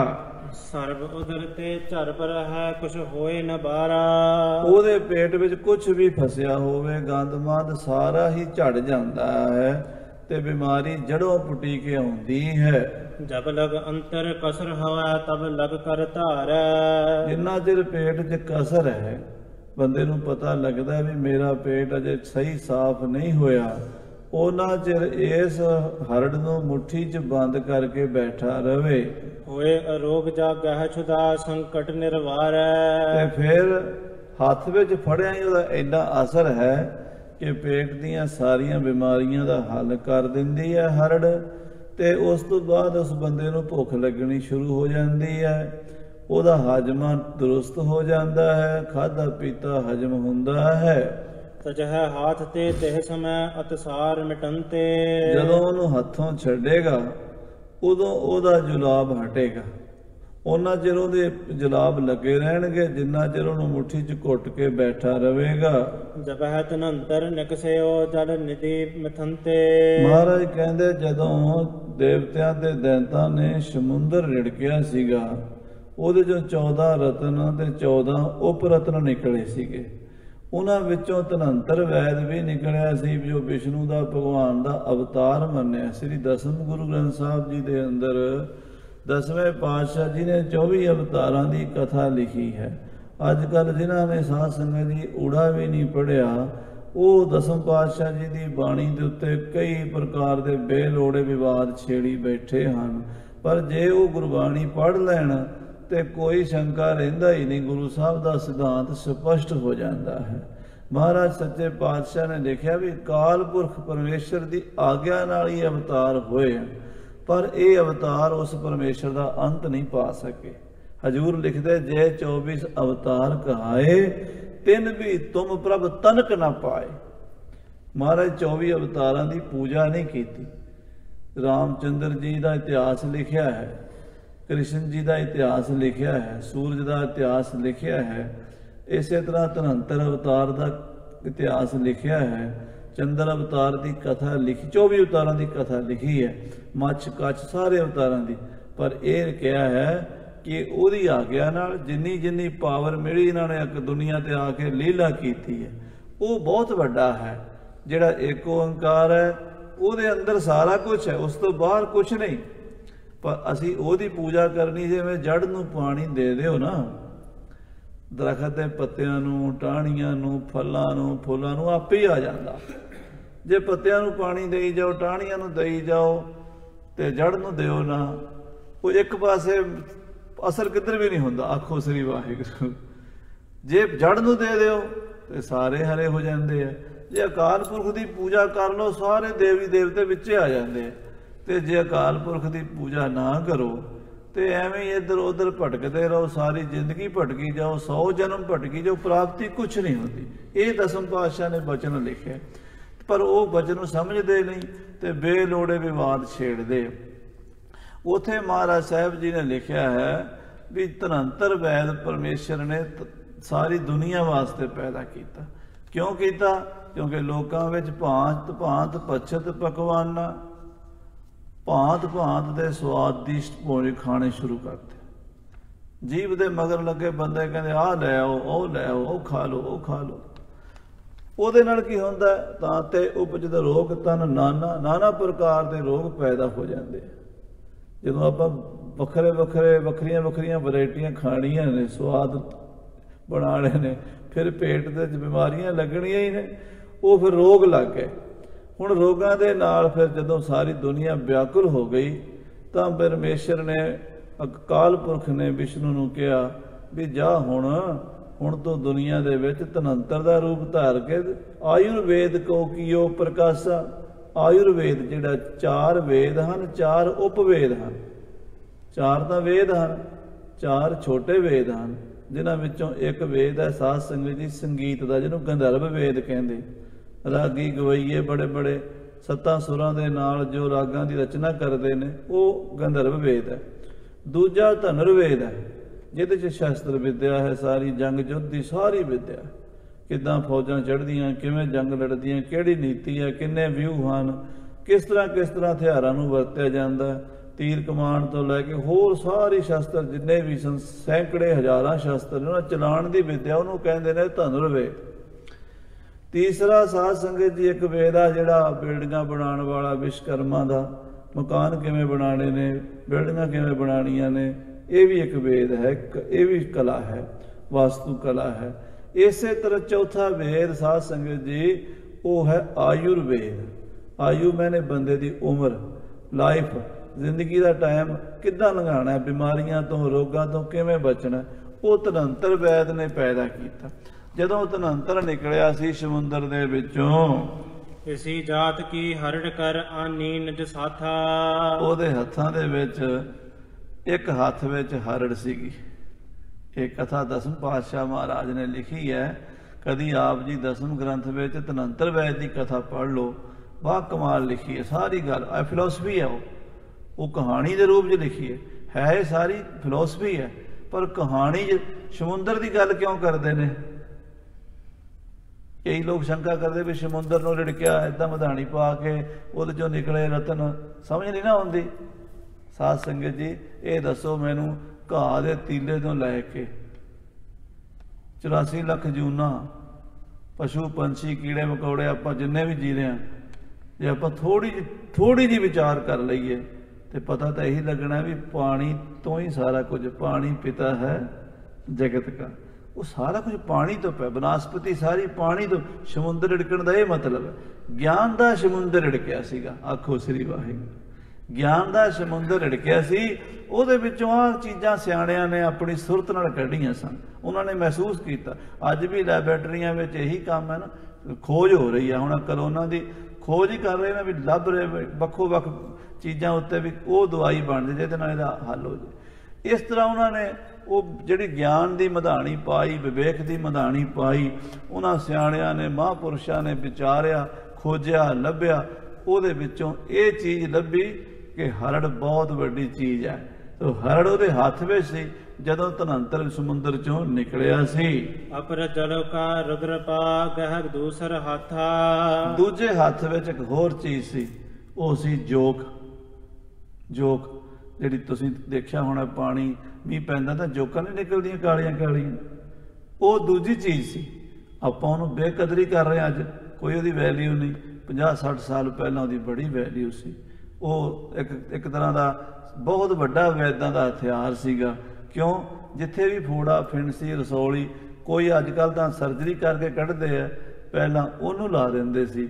ਉਹ ਗੰਦਾ ਖੂਨ ਪੀ ਲੈਂਦੀ ਸੀ ਤੇ ਬਸ ਬੰਦਾ ਠੀਕ ਹੋ ਜਾਂਦਾ ਸੀ। ਕਹਿੰਦੇ ਧਨੰਤਰ ਨੇ ਦੋ ਚੀਜ਼ਾਂ ਕੱਢੀਆਂ, ਇੱਕ ਤਾਂ ਉਹਨੇ ਸਮੁੰਦਰ ਚੋਂ ਹਰੜ ਕੱਢ ਕੇ ਲਿਆਂਦੀ, ਇੱਕ ਆ ਜਿਹੜੀ ਜੋਕ ਹੈ, ਇਹ ਕੀੜਾ ਇਹ ਲਿਆਂਦਾ ਸੀ। ਅਪਰ ਜਲ ਕਾ ਰੁਦਰ ਪਾ ਗਹਿ ਦੂਸਰ ਹਾਥਾ, ਦੂਜੇ ਹੱਥ ਵਿੱਚ ਜੋਕ ਸੀ ਉਹਦੇ। ਜਗ ਮਹਿ ਰੋਗ ਅਨੇਕ ਜੇ ਹੈ ਮੂਲ ਸਜੋਈ, ਕਹਿੰਦੇ ਦੁਨੀਆ 'ਚ ਬੜੀਆਂ ਬਿਮਾਰੀਆਂ, ਸੈਂਕੜੇ ਰੋਗ ਨੇ, ਹਜ਼ਾਰਾਂ ਰੋਗ ਨੇ, ਪਰ ਉਹਨਾਂ ਰੋਗਾਂ ਦਾ ਜੋ ਮੂਲ ਹੈ, ਉਦਰ ਰੁਦਰ ਤੇ ਉਪਜਤੇ ਤਿਨ ਕੇ ਹਿਤ ਸੋਈ। ਉਹ ਦੋ ਕਾਰਨ ਨੇ, ਇੱਕ ਤਾਂ ਪੇਟ ਹੈ ਉਦਰ, ਇੱਕ ਦੂਜਾ ਰੁਦਰ ਖੂਨ। ਜਾਂ ਤਾਂ ਪੇਟ ਦੀ ਖਰਾਬੀ ਨਾਲ ਬਿਮਾਰੀ ਸ਼ੁਰੂ ਹੁੰਦੀ ਹੈ, ਜਾਂ ਖੂਨ ਦੀ ਖਰਾਬੀ ਤੋਂ ਬਿਮਾਰੀ ਸ਼ੁਰੂ ਹੁੰਦੀ ਹੈ। ਪੇਟ ਦੀ ਬਿਮਾਰੀ ਦਾ ਹੱਲ ਹਰੜ ਸੀਗਾ ਤੇ ਖੂਨ ਦੀ ਬਿਮਾਰੀ ਦਾ ਹੱਲ ਜੋਕ ਸੀ, ਜਿਹੜੀ ਉਹ ਭਗਵਾਨ ਧਨੰਤਰ ਵੈਦ ਜੀ ਲੈ ਕੇ ਆਏ ਸਨ। ਰੁਜ ਕੀ ਜਰ ਦਵੈ ਹਰਨ ਕੋ ਦੋਨੋਂ ਉਪਚਾਰਾ, ਇਸ ਬੰਦੇ ਦੇ ਸਰੀਰ ਦੇ ਵਿੱਚ ਕਿਸੇ ਤਰ੍ਹਾਂ ਦਾ ਖੂਨ ਦਾ ਵਿਕਾਰ ਹੋਵੇਗਾ, ਉਹਦੇ ਲਈ ਜੋਕ ਕੰਮ ਆਵੇਗੀ। ਬੰਦੇ ਦੇ ਸਰੀਰ 'ਚ ਕਿਸੇ ਤਰ੍ਹਾਂ ਦਾ ਕੋਈ ਪੇਟ ਦਾ ਉਧਰ ਰੋਗ ਹੋਵੇਗਾ ਤਾਂ ਉਹਦੇ ਲਈ ਸਾਧ ਸੰਗਤ ਜੀ ਹਰੜ ਕੰਮ ਆਵੇਗੀ। ਤਿੰਨ ਚੀਜ਼ਾਂ ਦਾ ਯੋਗ ਬਣਦਾ ਹੈ, ਹਰੜ, ਬਹੇੜਾ, ਆਵਲਾ। ਇਹਨੂੰ ਤਿਰਫੜਾ ਕਹਿੰਦੇ ਆ। ਆਯੁਰਵੇਦ 'ਚ ਇਹਨੂੰ ਅੰਮ੍ਰਿਤ ਕਹਿੰਦੇ ਆ। ਹਜ਼ਾਰਾਂ ਬਿਮਾਰੀਆਂ ਦਾ ਇਲਾਜ ਹੈ। ਕਈ ਤਰੀਕਿਆਂ ਦੇ ਨਾਲ ਇਹਨੂੰ ਆਯੁਰਵੇਦ ਵਿੱਚ ਲੈਣ ਦਾ ਵਿਧਾਨ ਕੀਤਾ ਹੋਇਆ। ਤੋ ਇਹ ਹਰੜ ਜਿਹੜੀ ਉਹਦੇ 'ਚ ਮੁੱਖ ਦਰਵ ਹੈ। ਹਾਂਜੀ, ਲਿਆਏ ਜਗਤ ਮਹਿ ਬਿਦਤ ਕੇ ਬੁੱਧ ਬੈਤ ਉਦਾਰਾ, ਕਹਿੰਦੇ ਲਿਆ ਕੇ ਜਗਤ ਦੇ ਵਿੱਚ ਹਰੜ ਨੂੰ ਪੈਦਾ ਕੀਤਾ, ਪ੍ਰਗਟ ਕੀਤਾ, ਜੋਕ ਦਾ ਪ੍ਰਚਾਰ ਕੀਤਾ। ਵੀ ਆਹ ਦੇਖੋ ਦੋ ਚੀਜ਼ਾਂ ਨੇ, ਵੈਦਾਂ ਨੂੰ ਦੱਸਿਆ, ਹਕੀਮਾਂ ਨੂੰ, ਆਪਣੇ ਚੇਲਿਆਂ ਨੂੰ। ਜਿਹੜਾ ਉਹ ਧਨੰਤਰ ਵੈਦ ਸੀ ਉਹ ਬਹੁਤ ਗੁਣੀ ਸੀ, ਉਸਨੇ ਹਜ਼ਾਰਾਂ ਆਪਣੇ ਚੇਲੇ ਵਿਦਿਆ ਪੜ੍ਹਾਈ, ਆਯੁਰਵੇਦ ਦਾ ਗ੍ਰੰਥ ਲਿਖਿਆ। ਉਹਦੇ 'ਚ ਉਹਨੇ ਦੱਸਿਆ ਵੀ ਜੇ ਕਿਸੇ ਦਾ ਪੇਟ ਖਰਾਬ ਹੈ, ਪੇਟ ਕਰਕੇ ਕੋਈ ਬਿਮਾਰੀ ਹੈ, ਉਹਦੇ ਤੁਹਾਨੂੰ ਲੱਛਣ ਨਜ਼ਰ ਆਉਂਦੇ ਨੇ, ਉਹਨੂੰ ਹਰੜ ਦਿਓ। ਜੇ ਕਿਸੇ ਦਾ ਖੂਨ ਦਾ ਵਿਕਾਰ ਹੈ ਤੇ ਉਹਨੂੰ ਤੁਸੀਂ ਜੋਕ ਲਾ ਕੇ ਉਹਦੇ ਗੰਦੇ ਖੂਨ ਨੂੰ ਸਰੀਰ ਚੋਂ ਬਾਹਰ ਕੱਢੋ, ਫਿਰ ਉਹ ਤੰਦਰੁਸਤ ਹੋਵੇਗਾ।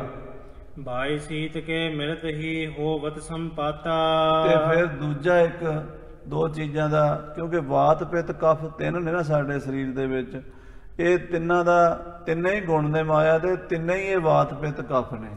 ਸੋ ਜਦੋਂ ਇਹਨਾਂ ਦਾ ਵਿਗਾੜ ਹੋ ਜਾਂਦਾ ਹੈ ਤੇ ਬੰਦੇ ਨੂੰ ਸ਼ਨੀਪਾਤ ਹੋ ਜਾਂਦਾ ਹੈ। ਉਹ ਜਿਹਨੂੰ ਆਪਾਂ ਕਹਿੰਦੇ ਆ ਵੀ ਅੱਧਾ ਸਿਰ ਜਿਹੜਾ ਦਰਦ ਹੋਣਾ, ਹੋਰ ਕਈ ਤਰੀਕੇ ਦੇ ਉਹਦੇ ਬੁਖਾਰ ਹੋਣਾ, ਉਹ ਸ਼ਨੀਪਾਤ ਜਿਹੜਾ ਰੋਗ ਹੈ। ਇਸ ਤੇ ਆਦਿਕ ਰੁਜਪਰ ਉਪਜਹਿ ਉਤਪਾਤਾ, ਇਸ ਤੋਂ ਇਲਾਵਾ ਹੋਰ ਵੀ ਬੜੇ ਇਸ ਕਿਸਮ ਦੇ ਬੜੇ ਰੋਗਾਂ ਦੀਆਂ ਵੱਖਰੀਆਂ ਵੱਖਰੀਆਂ ਜਾਤਾਂ ਨੇ। ਜਿਵੇਂ ਆਪਾਂ ਕਹਿੰਦੇ ਪੰਜਾਬੀ ਨੇ ਤੇ ਪੰਜਾਬੀਆਂ ਦੀਆਂ ਜਾਤਾਂ ਕਿੰਨੀਆਂ ਨੇ, ਫਿਰ ਅੱਗੇ ਜਾਤਾਂ 'ਚ ਗੋਤ ਕਿੰਨੇ ਨੇ, ਗੋਤਾਂ 'ਚ ਫਿਰ ਅੱਗੇ ਅੱਲਾ ਨੇ।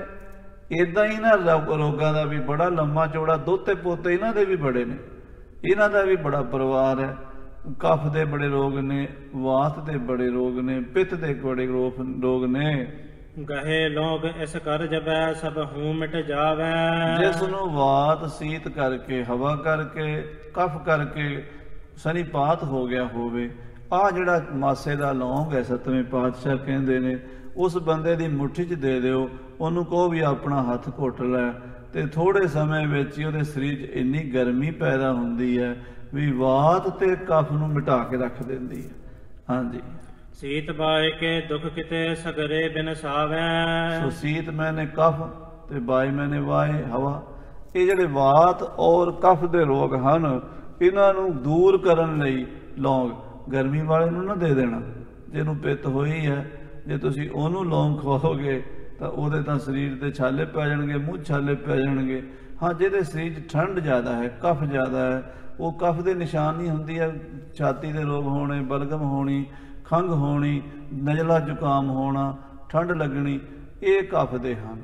ਇਸੇ ਤਰ੍ਹਾਂ ਵਾਏ ਦੇ ਵੀ ਹਨ, ਜਿਵੇਂ ਪੇਟ ਵਿੱਚ ਗੋਲਾ ਹੋ ਜਾਣਾ ਹਵਾ ਦਾ, ਹੱਡ ਪੀੜ ਹੋਣੇ, ਗਠੀਆ ਹੋਣਾ, ਇਹ ਜਿਹੜੇ ਸਾਰੇ ਵਾਤ ਦੇ ਰੋਗ ਬੜੇ ਰੋਗ ਨੇ। ਸੋ ਮਹਾਰਾਜ ਸਤਵੇਂ ਪਾਤਸ਼ਾਹ ਕਹਿੰਦੇ ਵੀ ਜਿਹਨੂੰ ਇਦਾਂ ਦਾ ਨਿਸ਼ਾਨ ਹੋਵੇ ਉਹਨੂੰ ਇਹ ਲੌਂਗ ਦੇ ਦਿਓ, ਉਹਦੀ ਇਹ ਜਿਹੜੀ ਵਿਆਧੀਆਂ ਪੈਦਾ ਹੋਈਆਂ ਨੇ ਸਾਰੀਆਂ ਬਿਨਸ ਜਾਂਦੀਆਂ। ਤੀਸਰ ਗਜ ਮੁਕਤਾ ਮਹਾ ਇਸ ਕੇ ਸਮਾਨਾ। ਤੇ ਫਿਰ ਆਹ ਤੀਜੀ ਚੀਜ਼ ਜਿਹੜੀ ਬਾਦਸ਼ਾਹ ਨੇ ਵੇਖਣ ਵਾਸਤੇ ਮੰਗਾਈ ਹੈ, ਇਹਨੂੰ ਗੱਜ ਮੋਤੀ ਕਹਿੰਦੇ ਨੇ। ਹਾਥੀ ਦੇ ਸਿਰ ਵਿੱਚੋਂ ਇਹ ਨਿਕਲਦਾ ਹੈ, ਇਹਦੇ ਵਰਗਾ ਹੋ ਕਹੀਂ ਇਸ ਦੇਸ਼ ਮਹਿ ਦੁੱਤ ਦਮਕ ਮਹਾਨਾ। ਮਹਾਰਾਜ ਕਹਿੰਦੇ ਇਸ ਦੇਸ਼ ਦੇ ਵਿੱਚ, ਹਿੰਦੁਸਤਾਨ ਦੇ ਵਿੱਚ ਇਹ ਮੋਤੀ ਕੱਲਾ ਹੀ ਹੈ ਜਿਹੜਾ ਸਤਿਗੁਰੂ ਨਾਨਕ ਦੇਵ ਜੀ ਦੇ ਖਜ਼ਾਨੇ 'ਚ ਪਿਆ ਹੈ। ਹੋਰ ਇਹਦੇ ਵਰਗਾ ਹਿੰਦੁਸਤਾਨ 'ਚ ਹੈ ਨਹੀਂ। ਜੇ ਹੁੰਦਾ ਤੇ ਬਾਦਸ਼ਾਹ ਨੂੰ ਸਾਡੇ ਕੋਲ ਮੰਗਾਉਣ ਦੀ ਕੀ ਲੋੜ ਸੀ। ਹਾਂਜੀ। ਰੁਚਰ ਗੋਲਾਈ ਇਸ ਬਨੀ ਲੋਲਕ ਮਹਿ ਪਾਵੈ। ਇਹਦੀ ਗੋਲਾਈ ਦੇਖੋ, ਕੁਦਰਤ ਨੇ ਬੜੀ ਸੁੰਦਰ ਬਣਾਈ ਹੈ, ਤੇ ਇਹ ਇੰਨਾ ਗੋਲ ਮੋਤੀ ਹੈ, ਸੁੰਦਰ ਹੈ। ਕਈ ਬੜੇ ਬੜੇ ਰਾਜੇ ਮਹਾਰਾਜੇ ਜਿਨ੍ਹਾਂ ਨੂੰ ਕਿਤੇ ਮਿਲ ਜਾਵੇ, ਉਹ ਆਪਣੀ ਨੱਥ ਵਿੱਚ ਪਾ ਕੇ ਰਾਣੀਆਂ ਨੂੰ ਦਿੰਦੇ ਸਨ। ਸ਼ੋਭਾ ਭੂਖਨ ਕੀ ਕਰਹਿ ਤਨ ਬਿਖੈ ਸੁਹਾਵੈ। ਕਿਸੇ ਗਹਿਣੇ ਵਿੱਚ ਵੀ ਇਸ ਮੋਤੀ ਨੂੰ ਪਾ ਕੇ ਰੱਖਿਆ ਜਾਵੇ ਤੇ ਉਸ ਗਹਿਣੇ ਦੀ ਸ਼ੋਭਾ ਦੁੱਗਣੀ ਚੌਗੁਣੀ ਕਰ ਦਿੰਦਾ ਹੈ। ਤੀਨੋਂ ਦੁਰਲਭ ਵਸਤ ਹੈ ਨਹਿ ਪ੍ਰਾਪਤ ਸਾਹੂ। ਮਹਾਰਾਜ ਕਹਿੰਦੇ ਭਾਈ ਸਿੱਖੋ, ਇਹ ਤਿੰਨੇ ਦੁਰਲਭ ਵਸਤੂਆਂ ਨੇ, ਨਹੀਂ ਲੱਭਦੀਆਂ ਕਿਤੋਂ। ਬਾਦਸ਼ਾਹ ਨੂੰ ਵੀ ਨਹੀਂ ਲੱਭੀਆਂ, ਤਾਂ ਉਹ ਗੁਰੂ ਘਰ ਦੀ ਸ਼ਰਨ ਆਇਆ ਹੈ। ਅਪਰ ਕਹਾਂ ਤੇ ਲੈ ਇਨ ਖੋਜੋ ਕਿਤ ਜਾਹੂ। ਅਪਰ ਕਹਾਂ ਤੇ ਲੈ ਇਨ, ਕਹਿੰਦੇ ਹੋਰ ਕਿੱਥੋਂ ਮਿਲਣੀ, ਜੇ ਬਾਦਸ਼ਾਹ ਕੋਲੋਂ ਨਹੀਂ ਮਿਲੀਆਂ, ਜਿੱਥੇ ਮਰਜ਼ੀ ਖੋਜ ਲਓ, ਇਹ ਨਹੀਂ ਲੱਭਦੀਆਂ। ਇਹ ਸਤਿਗੁਰੂ ਮਹਾਰਾਜ ਸਾਹਿਬ ਸ੍ਰੀ ਗੁਰੂ ਨਾਨਕ ਦੇਵ ਜੀ, ਧੰਨ ਗੁਰੂ ਹਰਗੋਬਿੰਦ ਸਾਹਿਬ ਦੇ ਖਜ਼ਾਨੇ ਵਿੱਚੋਂ ਸਾਨੂੰ ਮਿਲੀਆਂ ਹਨ। ਸ੍ਰੀ ਨਾਨਕ ਕੋ ਘਰ ਮਹਾ ਜਹ ਕਮੀ ਨ ਕਾਹੂ। ਮਹਾਰਾਜ ਸਤਵੇਂ ਪਾਤਸ਼ਾਹ ਕਹਿੰਦੇ ਸਿੱਖੋ, ਇਹ ਸਭ ਤੇ ਵੱਡਾ ਸਤਿਗੁਰੂ ਨਾਨਕ ਜਿਨ ਕਲ ਰਾਖੀ ਮੇਰੀ, ਇਹ ਗੁਰੂ ਨਾਨਕ ਸਾਹਿਬ ਦਾ ਘਰ ਸਭ ਤੋਂ ਵੱਡਾ ਹੈ। ਜਹ ਕਮੀ ਨਾ ਕਾਹੂ, ਇੱਥੇ ਕਿਸੇ ਚੀਜ਼ ਦੀ ਵੀ ਕਮੀ ਨਹੀਂ ਹੈ। ਕਰਹਿ ਜੋ ਪ੍ਰੀਤ ਪ੍ਰਤੀਤ ਧਰ ਇਸ਼ਤ ਲੈ ਪਾਹੂ। ਜਿਹੜਾ ਭਰੋਸਾ ਕਰਕੇ, ਪ੍ਰੀਤ ਤੇ ਪ੍ਰਤੀਤ ਕਰਕੇ ਇਹ ਗੁਰੂ ਘਰ ਚ ਅਰਦਾਸ ਕਰਦਾ ਹੈ, ਉਹਨੂੰ ਮਿਲ ਜਾਂਦੀਆਂ ਨੇ। ਆਖੋ ਸਤਿਨਾਮ ਸ੍ਰੀ ਵਾਹਿਗੁਰੂ। ਭਰੋਸਾ ਵੀ ਜ਼ਰੂਰੀ ਹੈ ਤੇ ਪ੍ਰੇਮ ਵੀ ਜ਼ਰੂਰੀ ਹੈ। ਗੁਰੂ ਨਾਲ ਪ੍ਰੇਮ ਕਰਕੇ, ਗੁਰੂ ਤੇ ਭਰੋਸਾ ਕਰਕੇ ਜਿਹੜਾ ਸਿੱਖ ਅਰਦਾਸ ਕਰਦਾ ਹੈ, ਭਾਵੇਂ ਉਹ ਬਾਦਸ਼ਾਹ ਤੇ ਭਾਵੇਂ ਉਹ ਭਿਖਾਰੀ ਹੈ, ਗੁਰੂ ਉਹਦੀ ਝੋਲੀ 'ਚ ਪਾ ਦਿੰਦਾ ਹੈ। ਹਾਂਜੀ। ਇਮ ਕਹਿ ਗੁਣ ਉਮਰਾਵ ਕੋ ਤਤ ਛਿਨ ਤਰੈ ਦੀਨੀ। ਇਸ ਤਰ੍ਹਾਂ ਮਹਾਰਾਜ ਸਾਹਿਬ ਜੀ ਨੇ ਬਚਨ ਕਹਿ ਕੇ ਉਸ ਉਮਰਾਵ ਨੂੰ ਇਹ ਤਿੰਨੇ ਚੀਜ਼ਾਂ ਦਿੱਤੀਆਂ ਜਿਹੜਾ ਬਾਦਸ਼ਾਹ ਵੱਲੋਂ ਦਿੱਲੀ ਤੋਂ ਆਇਆ ਸੀ। ਮਹਿਮਾ ਸਤਿਗੁਰ ਕੀ ਸਭਨ ਪੀਨੀ ਅਤ ਚੀਨੀ। ਉਸ ਵੇਲੇ ਜਿੰਨੇ ਵੀ ਦਰਬਾਰ 'ਚ ਬੈਠੇ ਸੀ, ਹਿੰਦੂ ਮੁਸਲਮਾਨ ਸਿੱਖ, ਸਭ ਨੂੰ ਸਮਝ ਆਈ ਵੀ ਗੁਰੂ ਨਾਨਕ ਦੇ ਘਰ ਦੀ ਵਡਿਆਈ ਵੱਡੀ ਹੈ। ਪ੍ਰਗਟ ਭਈ ਸਗਲੇ ਯੁਗ ਅੰਤਰ ਗੁਰੂ ਨਾਨਕ ਕੀ ਵਡਿਆਈ। ਧੰਨ ਗੁਰੂ ਹਰਿ ਸਾਹਿਬ ਸੱਚੇ ਪਾਤਸ਼ਾਹ। 1 ਮਿੰਟ ਨਹੀਂ ਲਾਇਆ, ਖਜ਼ਾਨੇ ਵਿੱਚੋਂ ਇਹ ਤਿੰਨੇ ਅਣਮੋਲਕ ਚੀਜ਼ਾਂ ਦੇ ਦਿੱਤੀਆਂ ਹਨ। ਹਵੈ ਪ੍ਰਸੰਨ ਗਮ ਨਿਉਤ ਬਹਿ ਦਿੱਲੀ ਮਹਿ ਆਇਓ। ਉਹ ਉਮਰਾਵ ਬੜਾ ਖੁਸ਼ ਹੋਇਆ। ਇਹ ਤਿੰਨੇ ਵਸਤੂਆਂ ਲੈ ਕੇ ਆਪਣੇ ਨੌਕਰਾਂ ਚਾਕਰਾਂ ਨੂੰ ਲੈ ਕੇ ਵਾਪਸ ਦਿੱਲੀ ਪਹੁੰਚ ਗਿਆ। ਸ਼ਾਹਜਹਾਂ ਕੋ ਤਬਦਈ ਦੇਖਤ ਹਰ ਖਾਇਓ। ਦਿੱਲੀ ਆ ਕੇ ਉਸਨੇ ਬਾਦਸ਼ਾਹ ਸ਼ਾਹਜਹਾਨ ਨੂੰ ਤਿੰਨੇ ਚੀਜ਼ਾਂ ਭੇਟਾ ਕੀਤੀਆਂ। ਦੇਖ ਕੇ ਬਾਦਸ਼ਾਹ ਬੜਾ ਖੁਸ਼ ਹੋਇਆ। ਦੁਰਲਭ ਪਾਏ ਪਦਾਰਥਨ ਢਿਗਦਾਰ ਸ਼ਕੋਹ। ਕਹਿੰਦੇ ਦੁਰਲਭ ਵਸਤੂਆਂ ਸਨ, ਬਹੁਤ ਕੀਮਤੀ ਚੀਜ਼ਾਂ ਸਨ। ਦਾਰਾ ਸ਼ਿਕੋਹ ਮੰਜੇ ਤੇ ਪਿਆ ਸੀ। ਪਿਓ ਉਹਦਾ ਸ਼ਾਹਜਹਾਨ ਕੋਲ ਬੈਠਾ ਆਪਣੇ ਪੁੱਤਰ ਦੀ ਬਿਮਾਰੀ ਕਰਕੇ ਪਰੇਸ਼ਾਨ ਸੀ। ਜਦੋਂ ਤਿੰਨੇ ਵਸਤੂਆਂ ਵੇਖੀਆਂ ਸ਼ਾਹਜਹਾਨ ਖੁਸ਼ ਹੋਇਆ। ਦਾਰਾ ਸ਼ਿਕੋਹ ਨੇ ਆਖਿਆ, ਜਾਣਿਓ ਅਬ ਇਹ ਜੀਵ ਹੈ ਰੁਜਨਾਸ਼ਨ ਕਾ ਹੋਹਾ। ਹਾਂ, ਕਹਿੰਦੇ ਬਾਦਸ਼ਾਹ ਨੇ ਜਾਣ ਲਿਆ ਵੀ ਹੁਣ ਦਾਰਾ ਸ਼ਿਕੋਹ ਬਚ ਜਾਏਗਾ, ਇਹਦਾ ਰੋਗ ਕੱਟਿਆ ਜਾਏਗਾ, ਮੇਰਾ ਵੱਡਾ ਪੁੱਤਰ ਰਾਜੀ ਹੋ ਜਾਏਗਾ। ਇੱਕ ਤੋਂ ਪੁੱਤਰ ਸਨੇਹ ਤੇ ਪੁਨ ਦੁਰਲਭ ਪਾਏ। ਇੱਕ ਤਾਂ ਉਹਨੂੰ ਆਪਣੇ ਪੁੱਤਰ ਦਾ ਮੋਹ ਸੀਗਾ, ਮੇਰਾ ਬੱਚਾ ਬਚ ਜਾਵੇ, ਮੇਰਾ ਬੱਚਾ ਮੌਤ ਦੇ ਮੂੰਹ ਚੋਂ ਨਿਕਲ ਆਵੇ, ਇਹ ਚਾਹੁੰਦਾ ਸੀ ਸ਼ਾਹਜਹਾਨ ਬਾਦਸ਼ਾਹ। ਦੂਸਰਾ ਦੁਰਲਭ ਚੀਜ਼ ਸੀ, ਨਹੀਂ ਮਿਲੀ ਸੀ ਕਿਤੋਂ, ਉਹ ਮਿਲ ਗਈ ਹੈ। ਦੋਵੇਂ ਗੱਲਾਂ ਦੀ ਖੁਸ਼ੀ ਹੋਈ ਹੈ। ਸ਼ਾਹਜਹਾਂ ਕੇ ਮੋਦ ਵੱਡ ਕਛ ਕਰਿਓ ਨ ਜਾਏ। ਕਵੀ ਜੀ ਕਹਿੰਦੇ ਬਾਦਸ਼ਾਹ ਦੇ ਮਨ 'ਚ ਬੜੀ ਖੁਸ਼ੀ ਸੀ। ਕਿੰਨੀ ਖੁਸ਼ੀ ਸੀ ਕੋਈ ਕਹਿ ਨਹੀਂ ਸਕਦਾ। ਮਨ ਮਹਿ ਲਗਿਓ ਵਿਚਾਰਨੇ ਕਹਿ ਸਭਨ ਸੁਣਾਵੇ। ਬਾਦਸ਼ਾਹ ਆਪਣੇ ਮਨ ਵਿੱਚ ਸੋਚਣ ਲੱਗ ਪਿਆ ਤੇ ਇਸ ਤਰ੍ਹਾਂ ਬੋਲਦਾ ਹੈ, ਮੁਝ ਕੋ ਬੜ ਅਫਸੋਸ ਹੈ ਕੁਛ ਕਹਿਓ ਨ ਜਾਵੇ। ਕਹਿੰਦਾ ਮੈਨੂੰ ਬੜਾ ਅਫਸੋਸ ਹੈ, ਬਹੁਤ ਅਫਸੋਸ ਹੈ, ਕੁਝ ਕਹਿ ਨਹੀਂ ਜਾ ਸਕਦਾ। ਅਗਨੀ ਮੰਡਲ ਕੋਪਤੀ ਮਮ ਆਗਿਆ ਸਾਰੇ। ਉਸ ਅੱਲਾ ਦੀ, ਉਸ ਖੁਦਾ ਦੀ ਕੁਦਰਤ ਦਾ ਮੈਨੂੰ ਸਮਝ ਨਹੀਂ ਆਉਂਦੀ। ਮੈਂ ਹਿੰਦੁਸਤਾਨ ਦਾ ਮਾਲਕ ਹਾਂ, ਚੜ੍ਹਦੇ ਤੋਂ ਛਿਪਦੇ ਤੱਕ ਹਿੰਦੁਸਤਾਨ 'ਚ ਮੇਰਾ ਹੁਕਮ ਚੱਲਦਾ ਹੈ। ਮੈਂ ਹਿੰਦੁਸਤਾਨ ਦਾ ਮਾਲਕ ਹਾਂ, ਬਾਦਸ਼ਾਹ ਹਾਂ। ਕਿਤ ਤੇ ਨਹਿ ਪ੍ਰਾਪਤ ਭਈ ਖੋਜਤ ਨਰ ਹਾਰੇ। ਪਰ ਮੈਂ ਲੱਭ ਕੇ ਖੋਜ ਕੇ ਹਾਰ ਗਿਆ। ਮੈਨੂੰ ਕਿਤੋਂ ਵੀ ਆਹ ਦੁਰਲਭ ਚੀਜ਼ਾਂ ਜਿਹੜੀਆਂ ਨਹੀਂ ਮਿਲੀਆਂ। ਮੈਂ ਬਾਦਸ਼ਾਹ ਹੋ ਕੇ ਨਹੀਂ ਲੱਭ ਸਕਿਆ। ਮੇਰੇ ਦੇਸ਼ ਵਿੱਚੋਂ ਇਹ ਚੀਜ਼ਾਂ ਮੈਨੂੰ ਕਿਤੋਂ ਮਿਲੀਆਂ ਨਹੀਂ, ਪਰ ਗੁਰੂ ਨਾਨਕ ਦੇ ਘਰ ਚੋਂ ਮਿਲ ਗਈਆਂ ਹਨ। ਕਾਦਰ ਬੇਪਰਵਾਹ ਬੜ ਹਿੰਦੂ ਘਰ ਸੋਈ। ਉਹ ਖੁਦਾ ਕਾਦਰ ਬੇਪਰਵਾਹ ਹੈ। ਜਿਹੜੀ ਚੀਜ਼ ਮੈਨੂੰ ਹਿੰਦੁਸਤਾਨ ਦੇ ਬਾਦਸ਼ਾਹ ਨੂੰ ਨਹੀਂ ਲੱਭੀ, ਇੱਕ ਹਿੰਦੂ ਫਕੀਰ ਦੇ ਗੁਰੂ ਨਾਨਕ ਦੇ ਘਰ ਤੋਂ ਮਿਲੀ ਹੈ। ਜਾਚੇ ਮੁਝ ਪ੍ਰਾਪਤ ਭਈ ਨਤ ਪਾਏ ਨ ਕੋਈ। ਹਾਂ, ਕਹਿੰਦੇ ਮੰਗ ਕੇ ਮਿਲੀ ਹੈ। ਜੇ ਮੈਂ ਨਾ ਮੰਗਦਾ ਫਿਰ ਨਹੀਂ ਸੀ ਮਿਲਣੀ, ਮੈਨੂੰ ਮੰਗਣਾ ਪਿਆ ਹੈ। ਇਮ ਕਹਿ ਹਿਰਸ ਵਿਸਾਲ ਕਰ ਲੈ ਧੀਰਗ ਸਵਾਸਾ। ਇਹ ਤਾਂ ਬਾਦਸ਼ਾਹ ਨੇ ਬੜੀ ਲੰਮਾ ਸਾਹ ਲਿਆ, ਨਿਸਾਸਾ ਜਿਹਾ ਮਾਰਿਆ, ਬੜੀ ਹਿਰਸ ਕੀਤੀ ਮਨ ਦੇ ਵਿੱਚ। ਦੂਸ਼ਣ ਕਰੇ ਬਸੂਰ ਤੋਂ ਜਨ ਚਿੰਤਾ ਗਰਾਸਾ। ਚੁੱਪ ਕਰਕੇ ਝੂਰੀ ਜਾਂਦਾ ਹੈ, ਚਿੰਤਾ 'ਚ ਪੈ ਗਿਆ ਹੈ। ਗਿਆਨੀ ਦਾਰਸ਼ ਕੋਹ ਨੇ ਲਖ ਹਿਰਸ ਮਹਾਨਾ। ਕੋਲ ਮੰਜੇ ਤੇ ਪਿਆ ਬਹੁਤ ਸਿਆਣਾ ਪੁੱਤਰ ਦਾਰਾ ਸ਼ਿਕੋਹ, ਜਿਹਨੂੰ ਕਹਿ ਸਕਦੇ ਹਾਂ ਕਿ ਬ੍ਰਹਮ ਗਿਆਨੀ ਸੀ, ਕਿਉਂਕਿ ਉਹਦਾ ਜਿਹੜਾ ਗੁਰੂ ਸੀ ਸ਼ਰਮਦ, ਉਹ ਪਹੁੰਚਿਆ ਹੋਇਆ ਬ੍ਰਹਮ ਗਿਆਨੀ ਮਹਾਂਪੁਰਸ਼ ਸੀ। ਉਹਦੀ ਸੰਗਤ ਕਰਕੇ ਦਾਰਾ ਸ਼ਿਕੋਹ ਵੀ ਬ੍ਰਹਮ ਨੂੰ ਜਾਣ ਚੁੱਕਾ ਸੀਗਾ, ਤਤ ਬੇਤਾ ਸੀ। ਜਦੋਂ ਮੌਤ ਆਈ ਸੀ ਉਹ ਕੋਈ ਮੁਰਝਾਇਆ ਨਹੀਂ ਸੀ। ਉਹਨੇ ਆਖਿਆ ਸਰੀਰ ਤੇ ਛੱਡਣਾ ਹੀ ਛੱਡਣਾ, ਰੰਗ ਜੇ ਮਾਰ ਦੇਵੇ ਭਾਵੇਂ ਕੋਈ ਮਾਰ ਦੇਵੇ। ਇਹੋ ਜਿਹਾ ਫਕੀਰ ਬਣ ਗਿਆ ਸੀ ਦਾਰਾ ਸ਼ਿਕੋਹ। ਉਹਨੇ ਆਪਣੇ ਪਿਓ ਦੀ ਮੱਥੇ ਤੇ ਪੜ੍ਹ ਲਿਆ ਵੀ ਮੇਰਾ ਬਾਪੂ ਕੀ ਸੋਚ ਰਿਹਾ ਹੈ। ਕਹਿਓ ਪਿਤਰ ਸੋ ਦੂਰ ਕਰ ਅਫਸੋਸ ਜੁਠਾਨਾ। ਉਹਨੇ ਆਖਿਆ ਅੱਬਾ ਜਾਨ ਤੁਸੀਂ ਅਫਸੋਸ ਨਾ ਕਰੋ। ਰੱਬ ਕੀ ਜਾਤ ਫਕੀਰ ਸੋ ਵੇਖ ਹਾਸ਼ ਬਾਰੇ। ਰੱਬ ਦੇ ਫਕੀਰਾਂ ਦੀ ਰੱਬ ਜੋ ਜਾਤ ਹੁੰਦਾ, ਇਹ ਨਾ ਸਮਝੋ ਕੋ ਹਿੰਦੂ ਫਕੀਰ ਹੈ, ਉਹ ਮੁਸਲਮਾਨ ਫਕੀਰ ਹੈ। ਫਕੀਰ ਤੇ ਰੱਬ ਜਾਤ ਹੁੰਦਾ, ਫਕੀਰ ਹਿੰਦੂ ਮੁਸਲਮਾਨ ਜਾਤ ਦਾ ਨਹੀਂ ਹੁੰਦਾ। ਆਖੋ ਸ੍ਰੀ ਵਾਹਿਗੁਰੂ। ਫਕੀਰ ਦੀ ਕੀ ਜਾਤ ਹੋਈ? ਫਕੀਰ ਤਾਂ ਰੱਬ ਦਾ, ਰੱਬ ਫਕੀਰ ਦਾ। ਤੇਰੇ ਗੁਰੂ ਹਰਾਏ ਸਾਹਿਬ ਨੂੰ ਤੁਸੀਂ ਇਹ ਸਮਝ ਕੇ ਵੀ ਉਹ ਹਿੰਦੂ ਹਨ, ਸਾਨੂੰ ਉਹਨਾਂ ਕੋਲੋਂ ਮੰਗਣਾ ਪਿਆ, ਏਦਾਂ ਨਾ ਸੋਚੋ। ਕਰਾਮਾਤ ਜ਼ਾਹਰ ਜਿਨਹੋਂ ਜਗ ਬਿਦਤੀ ਸਾਰੇ। ਹਾਂ, ਉਹ ਤਾਂ ਪਰਮੇਸ਼ਰ ਸਨ। ਗੁਰੂ ਨਾਨਕ ਦੇਵ ਜੀ ਮਹਾਰਾਜ ਉਹਨਾਂ ਦੀ ਕਰਾਮਾਤ ਤਾਂ ਸਾਰੀ ਦੁਨੀਆ ਵਿੱਚ ਯਾਰ, ਉਹ ਤਾਂ ਕਹਿੰਦੇ ਨਾ ਹਮ ਹਿੰਦੂ ਨਾ ਮੁਸਲਮਾਨ, ਨਾ ਅਸੀਂ ਹਿੰਦੂ ਹਾਂ ਨਾ ਮੁਸਲਮਾਨ ਹਾਂ। ਪੰਡਤ ਮੁੱਲਾ ਛਾਡੇ ਦੋ, ਹਮਰਾ ਝਗੜਾ ਰਹਾ ਨਾ ਕਹੂ। ਸਾਡਾ ਤਾਂ ਕਿਸੇ ਨਾਲ ਝਗੜਾ ਹੀ ਨਹੀਂ। ਜਿਹਦੇ ਅੰਦਰੋਂ ਭਰਮ ਮਿਟ ਗਿਆ ਸਾਧ ਸੰਗਤ ਜੀ, ਉਹਨੂੰ ਨਾ ਹਿੰਦੂ ਨਾ ਮੁਸਲਮਾਨ ਕੋਈ ਮਸਲਾ ਹੀ ਨਹੀਂ ਰਹਿ ਜਾਂਦਾ। ਜਦ ਤੇ ਛੂਟ ਗਿਓ ਭਰਮ ਉਰਕਾ, ਤੇ ਆਗੇ ਹਿੰਦੂ ਕਿਆ ਤੁਰਕਾ। ਜਿਹਦੇ ਅੰਦਰ ਭਰਮ ਪਿਆ ਹੋਇਆ ਉਹ ਤਾਂ ਸਾਧ ਸੰਗਤ ਜੀ ਇਸੇ ਮੇਖ ਮੀਨ 'ਚ ਪਿਆ ਰਹਿੰਦਾ, ਇਹ ਜੀ ਹਿੰਦੂਆਂ ਦਾ, ਇਹ ਜੀ ਮੁਸਲਮਾਨਾਂ ਦਾ। ਜਿਹਦੇ ਭਰਮ ਮਿਟ ਗਿਆ ਉਹਨੂੰ ਤਾਂ ਰੱਬ ਦਿਸਦਾ, ਭਾਵੇਂ ਹਿੰਦੂ ਹੈ, ਭਾਵੇਂ ਮੁਸਲਮਾਨ ਹੈ, ਭਾਵੇਂ ਈਸਾਈ ਹੈ, ਭਾਵੇਂ ਸਿੱਖ ਹੈ, ਭਾਵੇਂ ਜੈਨੀ ਹੈ, ਭਾਵੇਂ ਬੋਧੀ ਹੈ। ਤੋ ਦਾਰਾ ਸ਼ਿਕੋ ਕਹਿਣ ਲੱਗਾ, ਅੱਬਾ ਇਹ ਨਾ ਸੋਚ ਵੀ ਸਾਨੂੰ ਗੁਰੂਆਂ ਕੋਲੋਂ ਮੰਗਣਾ ਪਿਆ ਹੈ, ਉਹ ਰੱਬ ਦੀ ਜਾਤ ਹਨ। ਰੱਬ ਦੀ ਜਾਤ ਤੋਂ ਬੰਦਾ ਮੰਗ ਲਵੇ, ਸ਼ਰਮ ਨਹੀਂ ਆਉਣੀ ਚਾਹੀਦੀ। ਹਾਂਜੀ। श्री गुरु नानक शाह के कर महद महाना। गुरु नानक शाह फकीर, हिंदू का गुरु, मुसलमान का पीर। ਉਹਦੀ ਗੱਲ ਵੱਖਰੀ ਹੈ। ਉਹਦੇ ਘਰ ਤੋਂ ਵੱਡੇ ਵੱਡੇ ਮੰਗਦੇ ਹਨ, ਉਹ ਸਭ ਦਾ ਦਾਤਾ ਹੈ। ਲਾਖੋਂ ਅਜਮਤ ਜੁੱਤ ਕੇ ਕਰੇ ਦੇ ਗਿਆਨ ਨਿਧਾਨਾ। ਗੁਰੂ ਨਾਨਕ ਨੇ ਤਾਂ ਕੀੜਿਆਂ ਨੂੰ ਰਾਜ ਕਰਾ ਦਿੱਤਾ ਹੈ।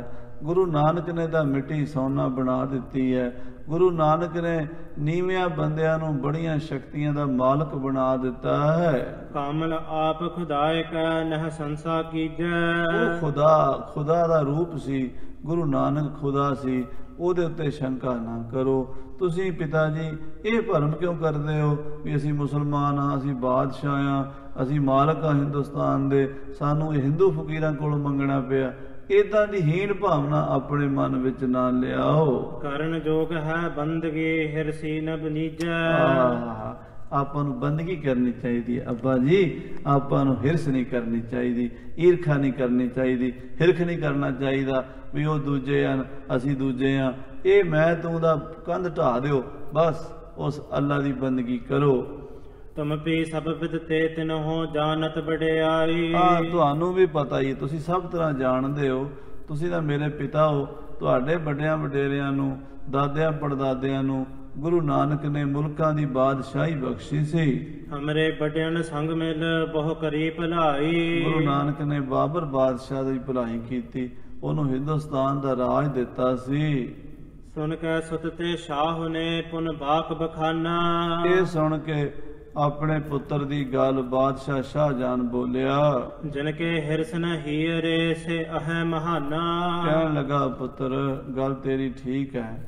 ਅੱਜ ਮੈਨੂੰ ਸਮਝ ਆਈ ਹੈ ਕਿ ਬੰਦਾ ਪੈਸਿਆਂ ਨਾਲ ਦੌਲਤਾਂ ਨਾਲ ਬਾਦਸ਼ਾਹ ਨਹੀਂ ਬਣਦਾ। ਬਾਦਸ਼ਾਹ ਉਹ ਹੁੰਦਾ ਜਿਹਨੂੰ ਹਿਰਸ ਕੋਈ ਨਾ ਹੋਵੇ। ਜਿਹੜਾ ਬੇਹਿਰਸ ਹੋਵੇ ਉਹ ਬਾਦਸ਼ਾਹ ਹੁੰਦਾ। ਮੈਂ ਬਾਦਸ਼ਾਹ ਨਹੀਂ। ਬਾਦਸ਼ਾਹ ਤਾਂ ਗੁਰੂ ਨਾਨਕ ਹੈ। ਬਾਦਸ਼ਾਹ ਤਾਂ ਗੁਰੂ ਹਰਿਰਾਏ ਸਾਹਿਬ ਹੈ, ਜਿਹਨੂੰ ਕੋਈ ਹਿਰਸ ਨਹੀਂ। ਐਡੀ ਵੱਡੀ ਕੀਮਤੀ ਚੀਜ਼ ਜੇ ਮੇਰੇ ਕੋਲੋਂ ਵੀ ਕੋਈ ਮੰਗਦਾ ਮੈਂ ਦੇ ਨਹੀਂ ਸੀ ਸਕਣੀ। ਮੈਂ ਬਾਦਸ਼ਾਹ ਹਾਂ, ਮੈਨੂੰ ਹਿਰਸ ਹੈ। ਉਹ ਬਾਦਸ਼ਾਹ ਸੱਚੇ ਪਾਤਸ਼ਾਹ ਹਨ ਜਿਨ੍ਹਾਂ ਨੇ ਬਿਨਾਂ ਕਿਸੇ ਤਕੱਲੁਫ ਦੇ ਇਹ ਤਿੰਨੇ ਚੀਜ਼ਾਂ ਦੇ ਦਿੱਤੀਆਂ ਹਨ। ਧੰਨ ਸ੍ਰੀ ਗੁਰੂ ਹਰਿਰਾਏ ਸਾਹਿਬ ਜੀ ਦੀ ਬਾਦਸ਼ਾਹ ਕਿਸ ਤਰ੍ਹਾਂ ਗੱਲਬਾਤ ਕਰਦਾ ਹੈ, ਅੱਗੇ ਕਥਾ ਆਪਾਂ ਸਰਵਣ ਕਰਾਂਗੇ। ਸਮੇਂ ਦੇ ਲਿਹਾਜ਼ ਨਾਲ ਸਮਾਪਤੀ ਹੈ। ਹੇ ਗੋਬਿੰਦ, ਹੇ ਗੋਪਾਲ, ਹੇ ਦਇਆਲ, ਪ੍ਰਾਣ ਨਾਥ ਅਨਾਥ ਸਖੇ ਦੀਨ ਧਨ, ਹੇ ਸਮਰਾਥੇ ਗਮ ਪੂਰਨ ਮੋਹਿ ਮੈਂ, ਅੰਧਕੂਪ ਮਹਾ ਪਿਆਨ ਨਾਨਕ ਪਾਰ। ਆਏ ਪ੍ਰਭ ਸਰਨਾਗਤੀ ਕਿਰਪਾ ਨਿਧ ਦਿਆਲ, ਏਕ ਹਰ ਮਨ ਬਸਤ ਨਾਨਕ ਹੋਤ ਨਿਹਾਰ। ਵਾਹਿਗੁਰੂ ਨਾਮ ਜਹਾਜ ਹੈ ਚੜੇ ਸੋਤਰੇ ਪਾਰ, ਜੋ ਸਰਦਾ ਕਰ ਸੇਵਲੇ ਗੁਰ ਪਾਰ ਉਤਾਰਨ ਹਾਰ। ਵਾਹਿਗੁਰੂ ਜੀ ਕਾ ਖਾਲਸਾ ਵਾਹਿਗੁਰੂ ਜੀ ਕੀ ਫਤਿਹ। ਰਾਮ ਕਲੀ ਮਹੱਲਾ ਤੀਜਾ। ਆਨੰਦ ਏਕ ਓੰਕਾਰ ਸਤਿਗੁਰ ਪ੍ਰਸਾਦ ਆਨੰਦ ਪਿਆ ਮੇਰੀ ਮਾਏ। ਸਤਿਗੁਰੂ ਮੈਂ ਪਾਇਆ ਸਤਿਗੁਰ ਤਾਂ ਪਾਇਆ ਸਹਿ ਸੇਤੀ। ਮਨ ਵਜੀਆਂ ਵਧਾਈਆਂ ਰਾਗ ਰਤਨ ਪਰਵਾਰ ਭਰੀਆਂ। ਸ਼ਬਦ ਗਾਵਣੇ ਆਈਆਂ ਸ਼ਬਦੋ ਤਾਂ ਗਾਓ ਹਰੀ ਕੇਰਾ। ਮਨ ਜਿਨੀ ਵਸਾਇਆ ਕਹਿ